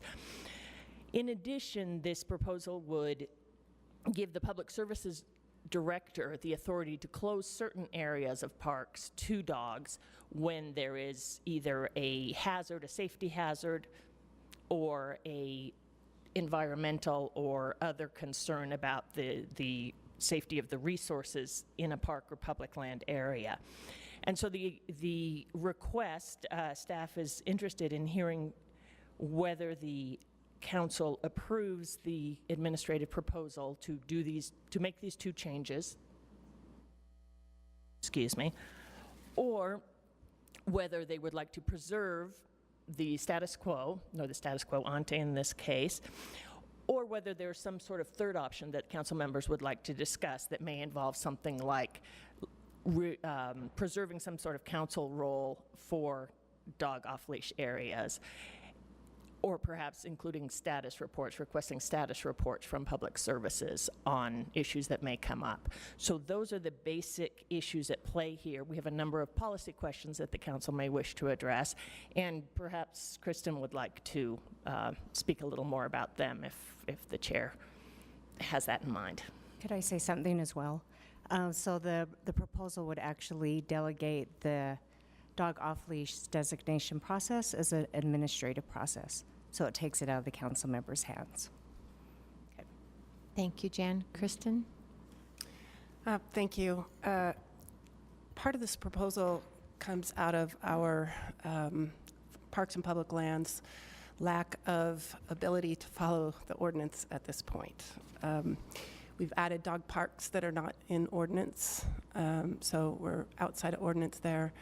We've had a really difficult time following Resolution 52 just because of some of the requirements, and I can share some of those. So each new off-leash area has to be designated in ordinance. That's one area we're having a difficult time following as we've added so many new time-limited off-leash parks. We are finding it difficult to find a sponsor for each park to take care of the parks and to help educate people of how to clean the parks and keep the rules followed. Is that a result of Resolution 52? The difficulty Resolution in finding sponsorship? It's Resolution 52 requires us to find a sponsorship for each of the new dog parks. But the difficulty in finding a sponsor isn't because of Resolution 52. No. And we still may want you to find a sponsor. I would love to have sponsors, and with each of the new dog parks, we've gone to community councils and asked them for sponsors. We've asked them, it also requires us to do a petition, and we have gathered those petitions. That's one area where we've been able to implement the Resolution 52. Where we haven't gotten 25 signatures, we have not implemented those time-limited dog parks, which is why some of them are still on hold. And I'm going to just stay on the sponsorship for a moment because I've been contacted by residents who specifically want to sponsor a dog park and then have not been able to successfully navigate that. Oh, send them our way, please. We actually have, so we have a new position in Parks and Public Lands. It's our communications coordinator, and she is heading up the Adopt a Park and the Friends of program. And so we would love to have those sponsors be part of that program and help us with educating. Most of our dog parks are, they function fairly well. It's the parks where you cannot have your dog off leash that are not functioning well. And that's where we have most of the issues where people are not following our dog park rules, in particular Memory Grove Park, where everybody thinks it's an off-leash park, but it is actually an on-leash park. In the southern end of the park, only the northern end has, on the Freedom Trail, is their off-leash. Cindy? Just a little bit of information. There's been, and I think still is, a very active organization that had served as sponsor in a lot of the locations, and they welcomed that. The relationship sort of went crosswise with the previous administration, and they were not then included. It wasn't a collaborative situation. So I think, knowing a lot of those people, it seems like they would probably be open to that if the collaboration could be restored. It's at least worth checking. Fidos? Uh-huh. Yeah. So Polly Hart, who is she champions that group, is on our advisory board. And we talked today. Okay, yeah, they actually had wanted to continue the sponsorship, and it was the city that didn't want to, but it wasn't this administration, so we there may welcome. be that community willingness. Yeah. Just to continue on here, the Parks for Dogs Advisory Panel has never been established. It was intended to monitor off-leash area use, raise funds, and work to make the off-leash area successful for dog owners. And that is something we've just never had anybody that can spend that much time to put something like that together, and have not had the volunteers willing to spend the amount of time necessary to put that group together. And then the other part of Resolution 52 is we don't have existing ordinances that allow us the authority to close dog parks, which is another area that we have gone outside of ordinance. I'm not sure it's outside of ordinance. There's just no authority to regulate when we close an area to dogs. And that is one of the biggest issues, I think, here with this change, is the closure. And I guess I'd just like to share that some of the examples of where we have dog park closures. One is the Parley's Historic Nature Park, and that is closed through ordinance, a section of that park. Another area is the Wasatch Hollow Preserve, and Wasatch Hollow Preserve has a management plan that was approved by council in 2011 that restricts dog use or dogs in a portion of that area. However, that's not an ordinance. And part of the problem with not having something like that in ordinance is Salt Lake County Animal Control cannot or will not enforce those rules unless it's in ordinance, and they can't write a ticket unless it's in ordinance. And so we get people with dogs in that area all the time, and Animal Control is not enforcing the preservation plans as the management plan calls for that area. Other reasons why we might like to close an area to dogs, we have a new bike jump park, and it would be a conflict of interest to have dogs on or off leash in that area. And so those bike parks would be closed to dogs. Even Herman Frank's Park was closed to dogs on July 24th when we were setting off fireworks. And so there are times when it's just for safety reasons that we need to have that. It would be great to have that authority and to be able to enforce that authority. And so that's why we've put that language in here. Thanks, Kristen. Council members, Allison has got a great staff report here with a bunch of great policy questions. Does anybody want to jump in on this?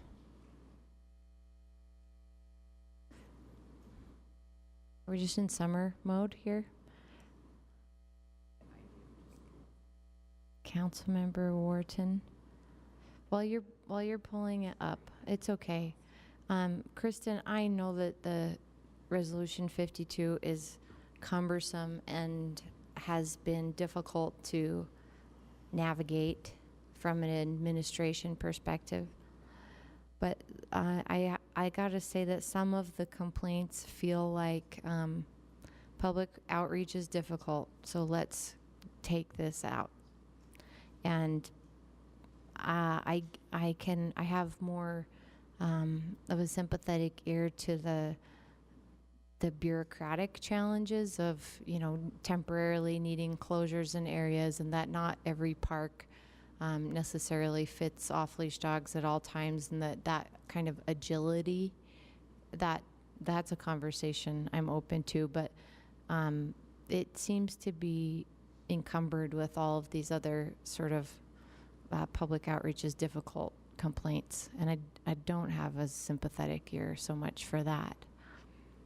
Yeah, I feel like we have done the public outreach, going out to the community councils. We do some tabling at different fairs and that kind of thing. We haven't found the folks that want to volunteer the time needed to educate and to be a part of that. I'm not saying they're not out there. I would love for them to come to us, and we're trying to reach out to them, but as you know, some of the community council meetings are not well attended, and I think the folks who would be most interested in that sometimes are not there. So we will continue. Thanks. Allison? If I could add, just echoing some of Kristen's comments with things that happened before Kristen was actually at the city, I think in our previous conversations, there's been a concern. If you look on page 3 of the staff report, the list of approved part-time areas, the ones in trial phase and the ones that are planned, you'll notice that 2 of the 3 that are still in planning phases are on the west side, and that was a complaint we heard several years ago as well, that it seems to be more difficult on the west side to find people who are, for whatever reason, have the time or the resources to sponsor off-leash parks. So that may be a consideration as well, and it sort of sounds similar to what Kristen has just mentioned. Councilmember Wharton? So I also am concerned about how the lack of or whether there'll be a lack of input from community groups under this new structure. So how could is there a way that we could incorporate them more into the process that you can see, so that there would be adequate public input before there was a closure or additional openings or anything like that? Yes, to answer your question. Okay.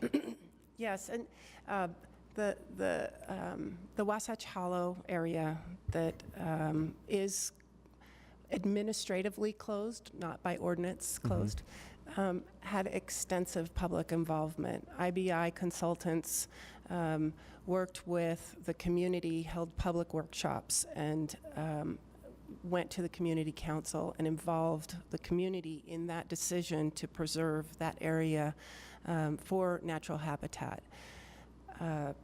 So when there is a closure, if we are not doing public engagement, I'm hearing about it. And I'm not talking about just dogs. I'm talking about if we just change out a play structure in a playground. And so I try really hard to get out to the community councils when we're making changes in our parks, because really they're not our parks, they're the public's parks, and they feel that way, and we want them to be empowered to feel that way. And so going out into the community is super important to us anytime we make a change.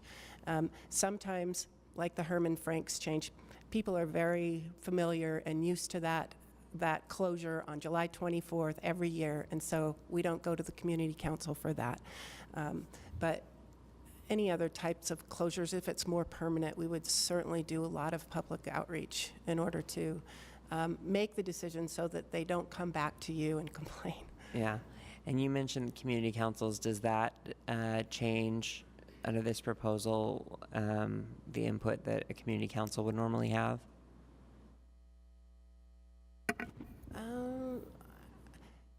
By resolution 52, by dissolving resolution 52, Yeah, by it's not, it does, my recollection is it doesn't say we have to go out to the community council. Okay.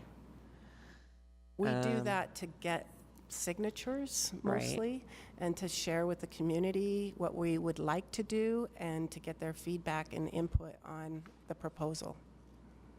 Okay. Well, in terms of opening the new parks,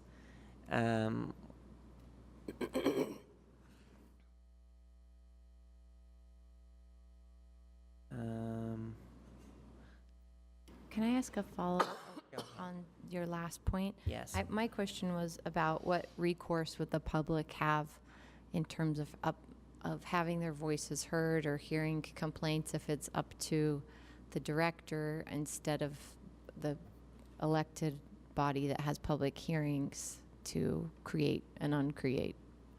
Right. I guess the recourse is the public response to a change, and our responded to the public's desire. And most of the time when we make a change that we think could have some negative impacts or negative feedback, we will do it as a pilot program anyway. Pretty much we would like to treat dog parks like we treat any other amenity in our parks. So for example, the pathway at Liberty Park, last fall we added a stripe around the middle, and we added a sign that said, pilot program, we're going to try going one direction.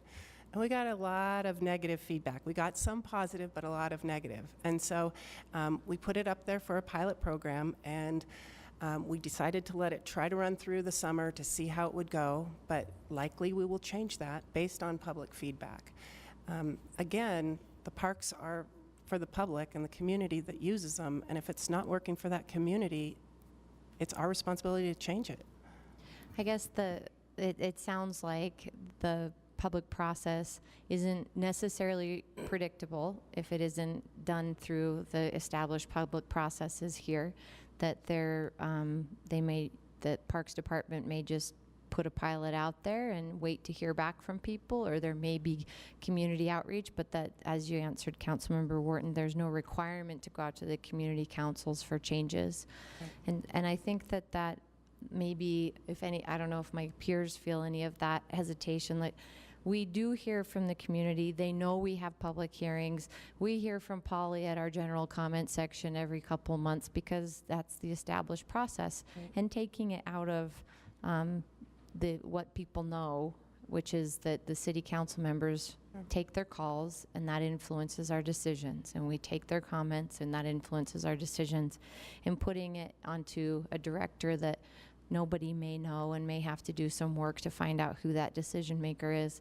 It's not as transparent. And I'm not trying to say the Parks Department is not, doesn't work to be engaging. You guys do some of the best public outreach at the community councils of any department or division in the city. You are there, but it's not necessarily a given, is what we're hearing. Councilmember Luke.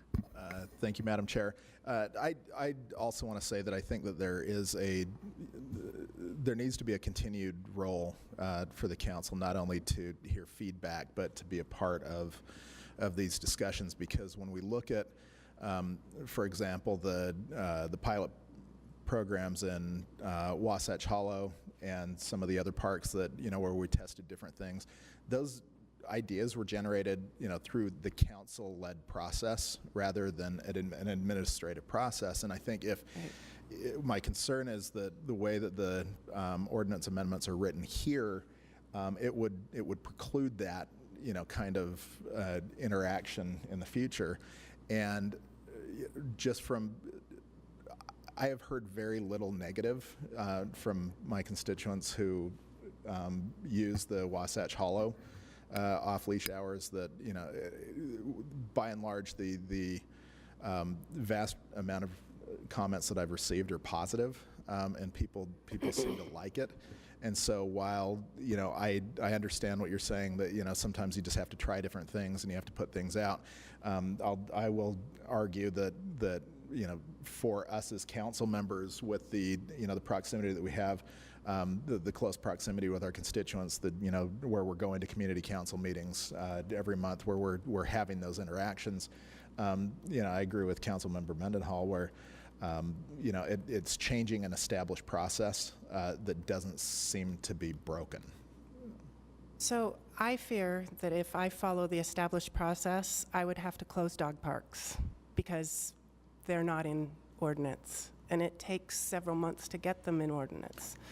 I fear that we wouldn't follow the management plan for Wasatch Hollow that was approved by council. So those are some of the things. If I followed ordinance to the T. Yeah, and With Resolution 52, and I can't find the volunteers or have the people to reach out to the public to get those volunteers. I fear that those dog parks might not get opened or established. And I've talked with Polly Hart about this, and she supports that. Yeah, piece I mean, of I'm it, not that part. saying that, that all of this is bad. I'm saying that excluding the council is the part that I have concern with, and changing that part of the process. I'm not saying that, that what we have in place is the perfect solution, because it clearly is not. But for some of the other pilots and some of the other uses that we've been able to do, that because of the proximity to us as council members, responding to our constituents, looking at, trying to figure out different solutions, and things to try. And some things don't work, some things do. And so, while I don't necessarily have a problem with all of the things that are included with the amendments, taking us out of the process, I think, is problematic. Councilmember Wharton? Yeah, so how much does it cost to bring on a new dog park, like off-leash area? When you talk about fencing and bags and signage, like what is a normal? In an existing property that we own? Yeah. Is it on a Superfund site? Let's assume not. Okay. Let's assume it's a super fun site. Okay, Superfund where site, it's going yes. to be very So- used a lot. Because we are building one on a Superfund site Okay. right now. That's very costly, and that one is about $220,000. So in general, it's probably going to be, it depends on the size, which will determine the amount of fencing that we need and that kind of thing. But in general, anywhere from, it really depends. I guess the Fairmont Park would be a fairly good example, and if my recollection is correct, it was about $100,000 that we had to build that park. We did have to change some of the parking area and take out curb and gutter and add some curb and gutter. But there's always going to be something that you have to do to make it more of a dog park. So Right. if that would probably be my best example. They're all so different. The Pioneer Park dog park has a wrought iron fence, which is Right. different than a metal fence. Fence or Yeah, something. so it's So, okay, and does the administration think that there's going to be additional need for the off-leash areas beyond what's already been planned? Additional need for off-leash areas other than what's already been planned? At this time, we are above the national average for the number of dog parks, for the number of people that we have in the city. That being said, we also have more homes with dogs in them than we do with kids. Right. We hear all the time that people would love to have more dog parks. And I think that another dog park would be well used in the city. Yeah. As long as it's a large area. So we don't have plans, we don't have a location for something at this time within the Parks and Public Lands property. Okay. So I have so I have constituents right now that have come to me about Warm Springs and say that they think that they can raise enough money to put a dog park into Warm Springs and that there's enough community support for it. How would the process for those constituents change under the proposal? They just, I mean, they wouldn't come to me, their city council member, at all. They would just go directly to you, and you would. Is that right? Yes, I would probably come to you and ask for funds to build the park.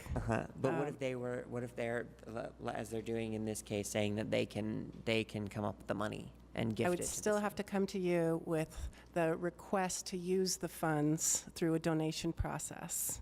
Okay. Yeah, it would still have to be done through a budget amendment. Okay.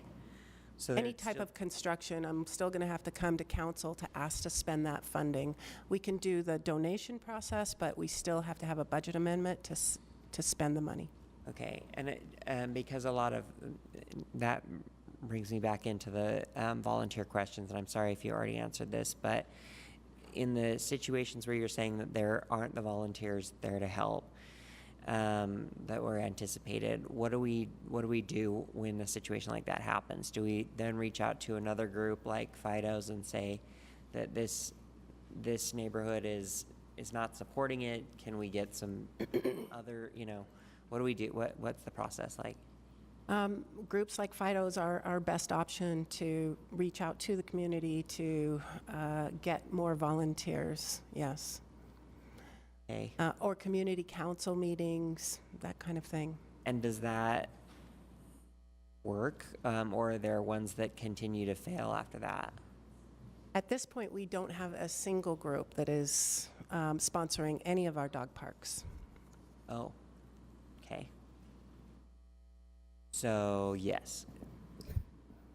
Like they continue to, you continue to have this problem? Yes. Okay. That's right. Councilmember Johnston? It sounds like the ordinance as written is untenable, frankly. I mean, if we're going to go and not change at this point, then they have the right to shut them down. I mean, that's where we're at, right? I know there's going to be a process. I hope that we have a process in the next year in our parks period, because we have major funding issues. Even if we create a new dog park, that doesn't pay for ongoing maintenance. It doesn't pay for any of that. So it's still another unfunded amenity. That being said, I would favor some amendment to the resolution at this point, so that it's clear for everyone about what the authority is, how it works, and I'm sure we're going to have to keep talking about this going forward. I can go into Madsen Park or those things, but it's details that we can hit another time. So I would favor a change to the resolution at least at this point to allow some of the concerns they have to be addressed, and maybe we need to keep having a longer conversation about the balance between the administration and our roles here. I have ongoing concerns about the workload of the city council staff and the council itself and taking everything in the city. I understand we don't want to abdicate issues that are sensitive to our neighborhoods.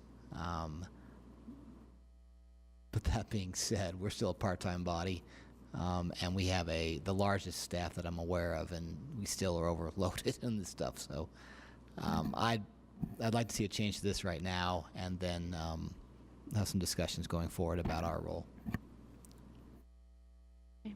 Councilmember Wharton? So I think my biggest concern is the closure part. So can we, Allison, talk about some ways that we can still change the process from what we have, improve the process of what we have now, but take out the part about closing dog parks? We can certainly talk about it. And what would... I guess my question would be whether the council would like to move in that direction today, saying, we'd like to keep the part about repealing Resolution 52, if I'm understanding you correctly, and talk more about the closure issue, whether you'd like to move on that today, or whether you, and then have us follow up with the options with the administration, or whether we'd like to do it the other way around, have the discussions first, and then potentially adopt an amendment.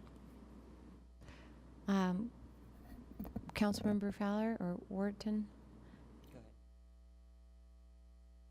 Well, I think right now, kind of receiving some of this information firsthand, I mean, certainly with the staff report as well, it seems, for me anyway, I agree with Councilmember Johnston that this seems untenable as it's written, and there seems to be some problems as it's written. But I feel like there needs to be, for me, some more discussion before amending it today. Because I have some issues with the closure, because what if it is a safety issue? I want them to be able to close the park for temporarily. If there's a safety issue for that particular dog park or something along those lines. So I think that there seems to be a lot of things that need to be talked about, and I don't know if we have the time today to do it, but that these need to be continued conversations so that we can amend it. I mean, that's just my thought right now. Yeah, Councilmember Wharton, can I say Oh, yeah, of something course. before you do a straw poll? That I want to hear a more transparent and accessible way for the public to give input all the time on dog parks, whether it's an existing dog park or where they think one should be, or that the pilot isn't working, or they want us to run a pilot somewhere. And, you know, I think this would have been much easier to just, for me to pass through and swallow today if the administration would have brought us an exchange. Like, instead of going through the established public process of the city council, we're going to create this snappy new access portal or something. I don't know. I'm making this up. But there's smarter people who do this all the time for the city who could say, we're going to create this really engaging permanent fixture on the park's website that has give us your feedback about dog parks in a bigger way than we do today, so as to capture people who come looking and there's nothing here anymore. We actually, when we started the time-limited off-leash dog parks, created what we called the dog log, and it is an online communication with the public, and we have advertised it at all of the time-limited off-leash dog parks to get their feedback. And so it's open, and our staff collect that information. It's not used as much as it was when we started at Wasatch Hollow, but that was something that that we started over a year ago. And I'm hoping that it's on the new webs page, because I just the whole Googled it webpage and got nothing redone. came up. No, it didn't? Okay. Nothing at all. I'll have to check with them and make sure. Salt Lake City dog log. Dog log. Okay. It's not. So that's what I'm saying. yeah. I know there's smart people who have these Yeah. kind of solutions. It's hard to monitor too, that one, because there's lengthy conversations sometimes. So, but we have asked. We had a survey on there to ask people questions about specifically the time-limited off-leash dog parks and how they felt about them and which park they were referring to and that kind of thing. So there's been a mechanism. There has been, yeah. Okay, Councilmember Wharton, you want to propose a straw poll? Yeah, I would just like a straw poll that where we talk about the elimination of Resolution 52, but and that we have a way to administratively close parks on a temporary basis for emergency reasons, but that we have a different process for permanent closure. So it's a straw poll that would... If council members are in favor of going that direction. Discussion? Can you further define permanent or a temporary closure? I mean, temporary closure No. seems pretty broad. It does. Let's say 90 days. Oh, that's pretty long. Is that too long? Can I ask 30 days? So in your examples, you talked about Herman Frank's for the fireworks, and that's an example of a temporary closure of an existing dog park. Sure. The other examples you used were in existing parks that are not dog parks. You don't have the authority to restrict dogs in some areas? I called the attorney's office on this, and they said, yes, we do have the authority to post signs that say this is a no dog area. Okay. We do have that authority. What we don't have is an ordinance where we can utilize Salt Lake County Animal Services to enforce those rules. So So you need that in ordinance that's not currently there, you're saying? that's right. Yes. And it could be done park by park, because closing an area of a park to dogs certainly is a rare occasion, but there are some already that we have administratively closed to dogs. So we just can't enforce it. And we're getting a lot of heat from the neighbors, in particular up at Wasatch Hollow, that the dogs are up there in the preserve, and it's intended to be a wildlife habitat. I guess my concern about this is making sure there's some ability to do that in some areas. I don't think my intent is not dog parks. My intent is a bike park, a Wasatch, a preservation area, places that clearly shouldn't, that we don't have anything to help enforce that current sort of restriction. And I'd like to see that addressed fairly quickly if we could. The enforcement ability? Yeah, because we can't call Salt Lake County, it sounds like, to enforce on dogs out of bounds, essentially. Is that accurate? That's accurate. Okay. Are you talking about a park ranger? Maybe. So I think we need to address that sooner than later. And is there existing language that your department has or anyone has that we would look at? We can put something together. Okay. So we are happy to change the language so that it's not a department director. Somehow, our goal is to be able to enforce those rules. That's our goal. And it is hard to come to council and change ordinance every time a new park is added or a section of a park becomes something different where it is inappropriate to have dogs in that area. We certainly can do it. It just, changing ordinance sometimes takes up to 2 years. Question that's a little off. Maybe I should wait till after it. Yeah, so back to the straw poll. It sounds like, Councilmember Wharton, that you're asking for us to tentatively approve the rejection, what's the word, of Resolution 52? Repeal. Dissolution. Dissolution of Resolution 52 and address the closure, but that's addressed in Resolution 52's repeal, isn't it? Well, no, I think they're separate. So, Okay. So I would say eliminate 52, and I'm just trying to see if council members are in favor of going this direction. And then I would change. I'll say temporary. Well, let's make it 2 weeks. How about that? 14 days. And if people are interested in that, or if there's anyone on the council that thinks we need to keep Resolution 52. I think I can support your straw poll, but it doesn't address the public input question I have, which is what's the recourse for the public? What can they rely on? So maybe that'll be a second straw poll. I have that question too. So Okay, so everybody got the straw poll?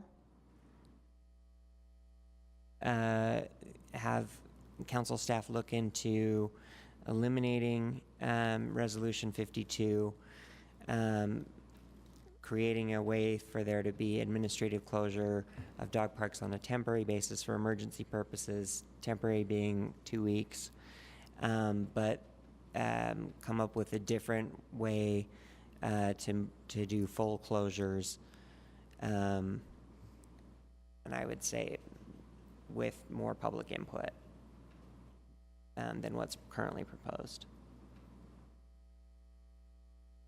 So I got yours in there too now, kind of. It's not just about closures. But, okay. Changes? You can still do a second one. Changes, okay. Yeah, changes, Okay, including everybody closure. in favor of that or input? And again, this Councilmember is Luke? just asking staff to come back with recommendations, we're not doing Yeah, anything. I don't want So, them to come back with it if but it's I just want to for be me. clear for Yeah. everybody here that that's what this is. So the recommendations include the language around enforcement as well? Why don't you do another straw poll? Yeah. Okay. Everybody understand Chris's? All those in favor? That's 6. Councilmember Wharton? I mean, not Wharton. Thank you. Johnston? Straw poll about asking the administration, I guess, to come back with language around enforcement mechanism, what we'd need to pass to give them the authority to help get the county to enforce on existing regulations. But that's a contract, right? Is that a contract issue or an ordinance issue or both? No, I think it's an ordinance issue. Ordinance. Ordinance Okay. because they won't do it based on our ordinance, I guess. Okay. Everybody understand that one?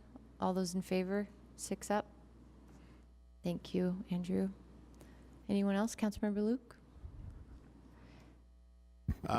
Yes, I'd like to do one more straw poll where we clarify the, count the intent and whether it's, recommendations from the administration or the council staff. I think it can be both, but where we look at what has been proposed, but keeps the council role in place. You what? We didn't address it. We didn't address it with the last straw poll. We just said that that would include the public process. But I'm talking about. I specifically want to see, that there is still not just a public process, but there is a council role in the public process, because I do think that's important, especially if we're going to be called on to fund, whatever changes are there. Does that mean that it may not be a decision-making authority, because that our straw poll that we may support the repeal of Resolution 52 kind of says that we are looking at letting that go? But are you saying that they could come back to us with other steps that the council's other steps, looped in? and that we may want to look at, that there's a potential for oversight, or if not this administration, but a future administration, just like we talked about future councils, if there's a future administration that says we don't want to do anything dog related, that doesn't just shut the process down for 4 years or 8 years, but there is still a mechanism that a future council could come back and do something and at least push the issue a little bit. I don't want to remove the role that we've taken. Okay, does that make sense to you all as some, okay, this looks like a Our fun best. conversation that's going to happen. Okay, good straw poll. Are you all clear on that? Should I ask you to restate it, Charlie? Sure. That we ask administrative and council staff to come up with suggestions on how the council can maintain its policy making direction and authority in this process. All those in favor? All right. Can There I you go. ask Good a luck with that question? one. You can do it. So would it be appropriate to come up with a process where parks didn't have to be identified by name in ordinance?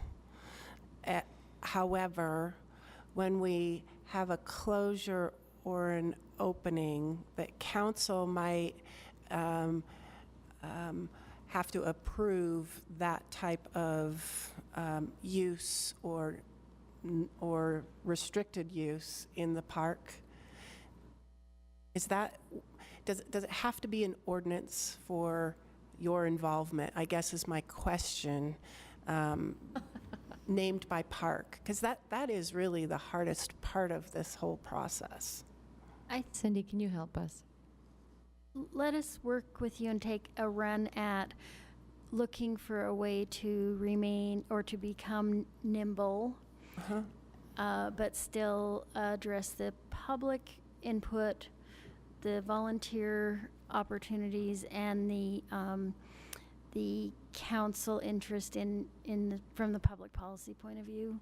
I think that we can probably come up with something. We know there isn't anybody that wants it to linger for 10 years, and there isn't anyone that wants to not have dog off leash areas. So I think that together we can figure out just a few tweaks. Okay. I hope. Maybe I made that up, but I hope so. It's really good when Cindy's optimistic like that, doesn't it? Make everybody Makes me feel feel a good. little better. Thank you. Please, Councilmember or Allison. I'm sorry. No, go ahead. Two thoughts. One, I just wanted to mention for the recorder's office that those three straw polls were 6-0 in favor of the straw poll, with Councilmember Rogers being absent. Thank you, Allison. The second, I could see Corey's face, trying to do the counting. The second is we do have a policy question. It's actually number 3 that talks about the then council's policy goal and some policy statements, a pretty large number of policy statements that staff recorded from conversations. Our policy question is whether the council might be interested in adopting those policy statements. This may, and in fact, formally adopting the off-leash policy goal. I don't want to take up more time than we have, obviously, but I thought that might be a point of departure Let for me some of see what these. Councilmember Luke's comment was before we go back toward the policy statements, but then we'll go there. Thank you, Madam Chair. My only comment was, this is always, dogs are always a very controversial topic, and it's never one that we don't have easy solutions for. If we did, we wouldn't be talking about it over and over and over. But at the same time, I mean, the concern that I have, again, it is not directed towards this administration. It's about the fact that we have seen dogs and dog owners targeted unfairly or fairly, depending on who you're talking to. By previous administrations, we've had uses very much curtailed. We talk about wanting to have a walkable neighborhood-like community, yet we find dog parks that are often nowhere near where people live, forcing you to drive there or not use them. That's really, I think, what I'm concerned about. It's not, Kristen, with you or your staff. It's really with the fact that this has been very, very politicized in the past. I imagine it will continue being politicized in the future. And I do think that, when something is as political as dogs have become, that we owe it to all of our residents, both, dog lovers and dog haters, that we have a process in place where their voices can be heard, both sides, and where there is, even if people don't necessarily agree with what the conclusion is, no one likes to feel that the deck is stacked against them. And I am very much, I totally agree with what Andrew brought up about the need, the overload of council staff and us as a part-time council. That is very real. This, however, is an issue that is just, it's not going to go away. And I think that, if we are going to hear about it, and we're going to have to deal with it, and our staff will deal with it, whether we are part of the process or not. And because of that, I'd rather be a part of the process, which is why, I made the comments that I made earlier. So thank you. I think that we've exhausted the conversation tonight. So with the straw polls, asking for some feedback, and I think the policy questions might be a great place for us to start the next time we come back to this. Council members, I'll make a space on a future agenda when we get that feedback from the staff and the administration to have another work session on this. So thank you for hearing us out. Particularly number 5 on the policy statements, the peanut board. I don't think we've talked about them enough in this process. So. Okay. Thank you, Kristen, Jan, and Allison for being with us, and we'll be back to Lisa this asked one. me to apologize for her not being able to be here. She's home with her sick dog. So Oh, that's how ironic. appropriate. I know. Tell her not to go to the dog park. Yeah. Just kidding. Thank you. And then we're going to move on to our final regular agenda, or I don't know what you call that, folks. Not our standing items. Item 12, the Northwest Quadrant and Inland Port update, which has been tentative on here. And I want to thank and invite Laura Fritz to come up. This was a last-minute request that you could join us, and we really appreciate you spending your evening with us so far to give us a little update on the Inland Port Board meeting that happened yesterday and whatever other aspects you want to share. Thank you. Thank you, council members. It's a pleasure to be in front of you and share with you the very first Inland Port Board meeting that actually occurred. I am pleased to share that the board unanimously elected Derek Miller and James Rogers as our vice chair. for a term of 1 year. So it'll be a 1-year term ending next July. That being said, the committee then set up 3 subcommittees.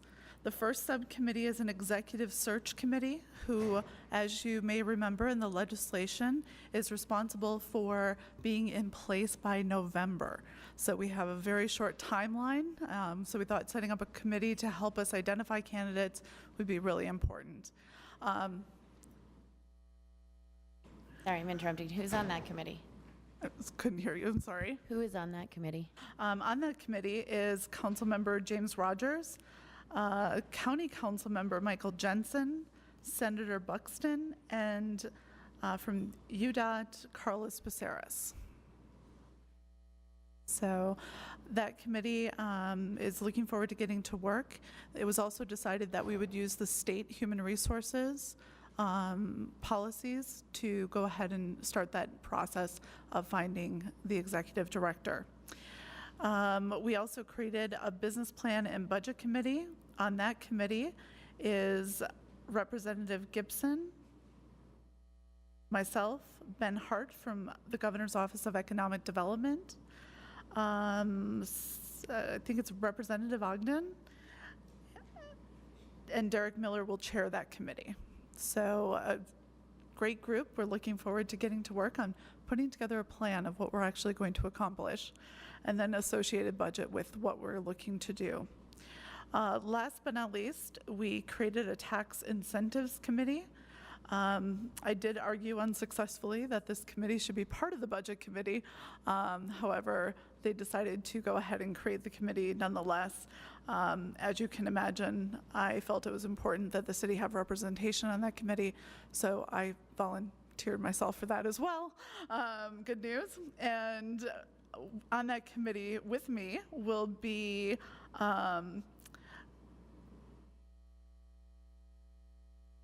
Representative Gibson, Stuart Clayson from Salt Lake County, myself, and Nicole Cottle, who was not in attendance, but we thought it would be valuable to have her as part of the committee as well from West Valley City. So we will have Ben Hart chairing that committee from the Governor's Office of Economic Development. We had a lot of discussion about these committees, but then we also discussed a little bit about having some advisory committees, specifically on things like sustainability and the like. And ultimately, the board decided to evaluate these as they sort of come to mind. I think it'll be really important to think about how we can have committees as part of our business planning process. So I'll be advocating for that as part of the committee work. James also shared a letter from Salt Lake City Council Chairwoman Mendenhall. Thank you for sending that. And there was also a letter from the community as well as some ideas from going forward. Councilmember Rogers also requested that the Inland Port meetings be held within the Inland Port jurisdiction, which the committee overall felt was a really good idea. And so on a quarterly basis, we'll be meeting at the Salt Lake Community College West Point campus. On non-quarterly meetings, we haven't really identified a location yet, but watch for those coming soon. So it was decided that the committees would meet on the second Thursday of every month, and that the board meetings will be the fourth Thursday of every month. So we do have set dates now, and it was also decided that the county will be, in the interim until we have staff for the board, will be the staff to this entity. So they'll be handling agendas, noticing, finding locations, and the like. We also spent some time talking about the future agenda. So we've decided that every agenda should have a report from the committees. No surprise there. And then we also will be doing, in the next meeting, a review of all the projects that are currently happening, from UDOT to economic development projects.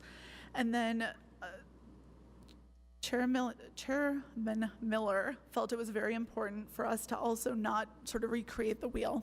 He felt that it would be valuable for us to take the work that's already been done by Salt Lake City, from the master plan we've completed, the implementation strategy that we've committed, and build off of that. So he's asked that I brief the board on those items at the next meeting. So I'll be working with our team to put that together.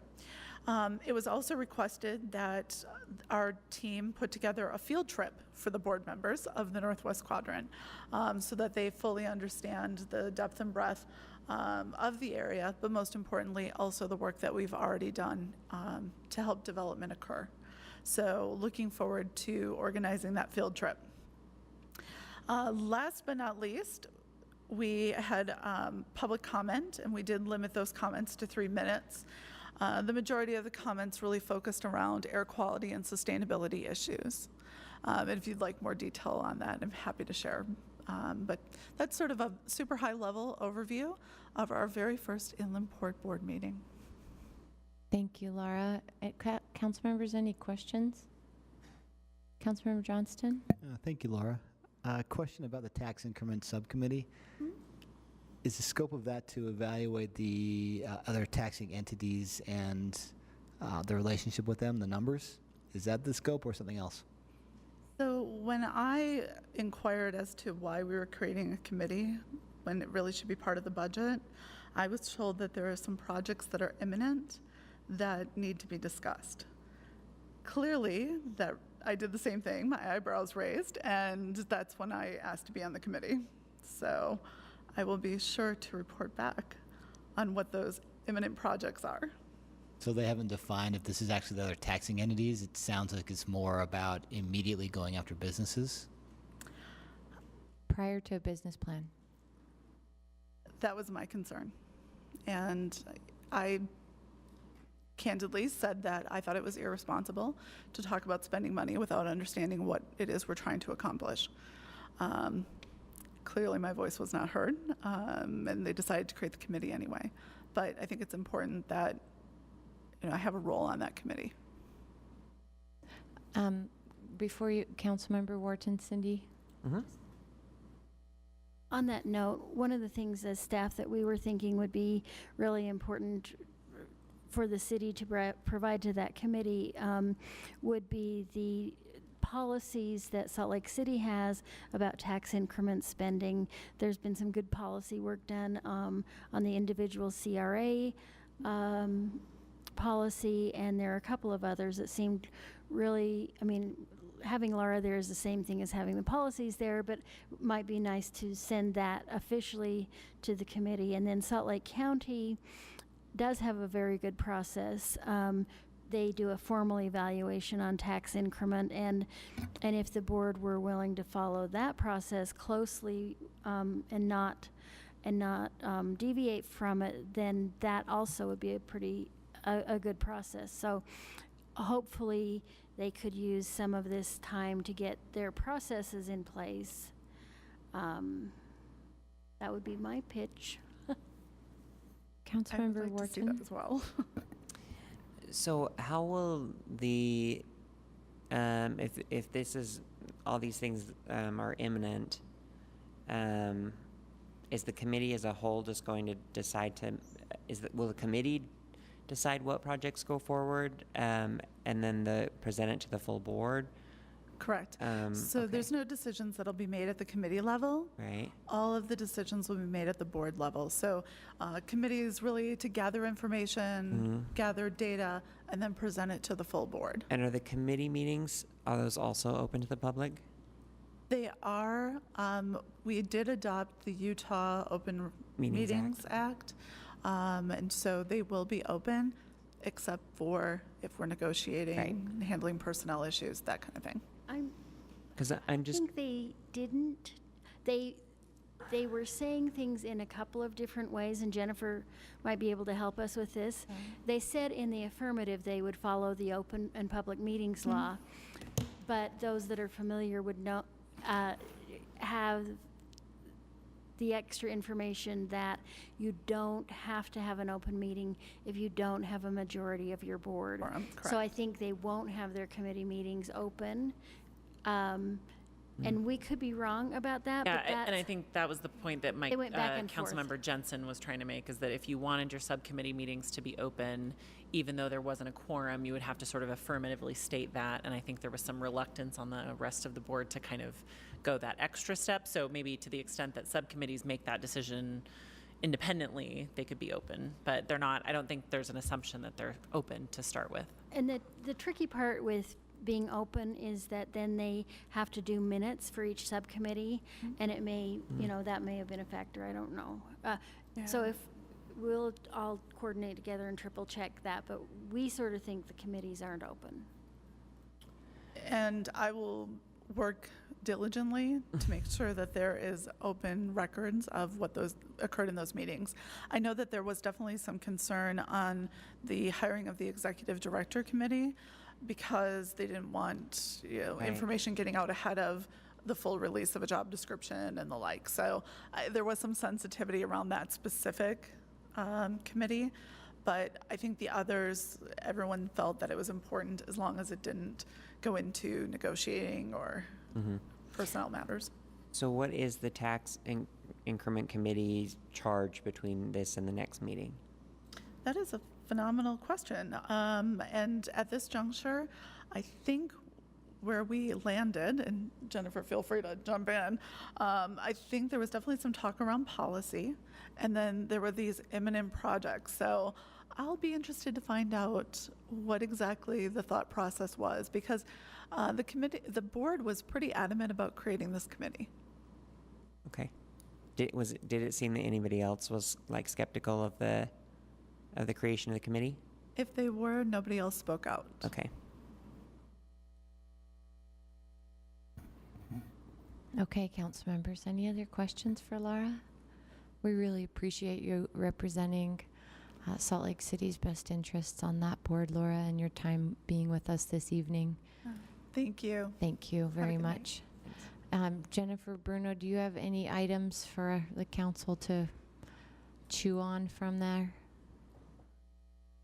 Just that as a follow-up from the information that Councilmember Rogers passed out at the board meeting, what our plan as staff is to draft some sort of more official written communication to each of those subcommittees to try and memorialize some of the hopes, because obviously Councilmember Rogers isn't on each and every one of the subcommittees. So as far as we just kind of want to memorialize the council's input for each of those subcommittees, and then we'll of course share those with Laura and the administration and kind of keep working.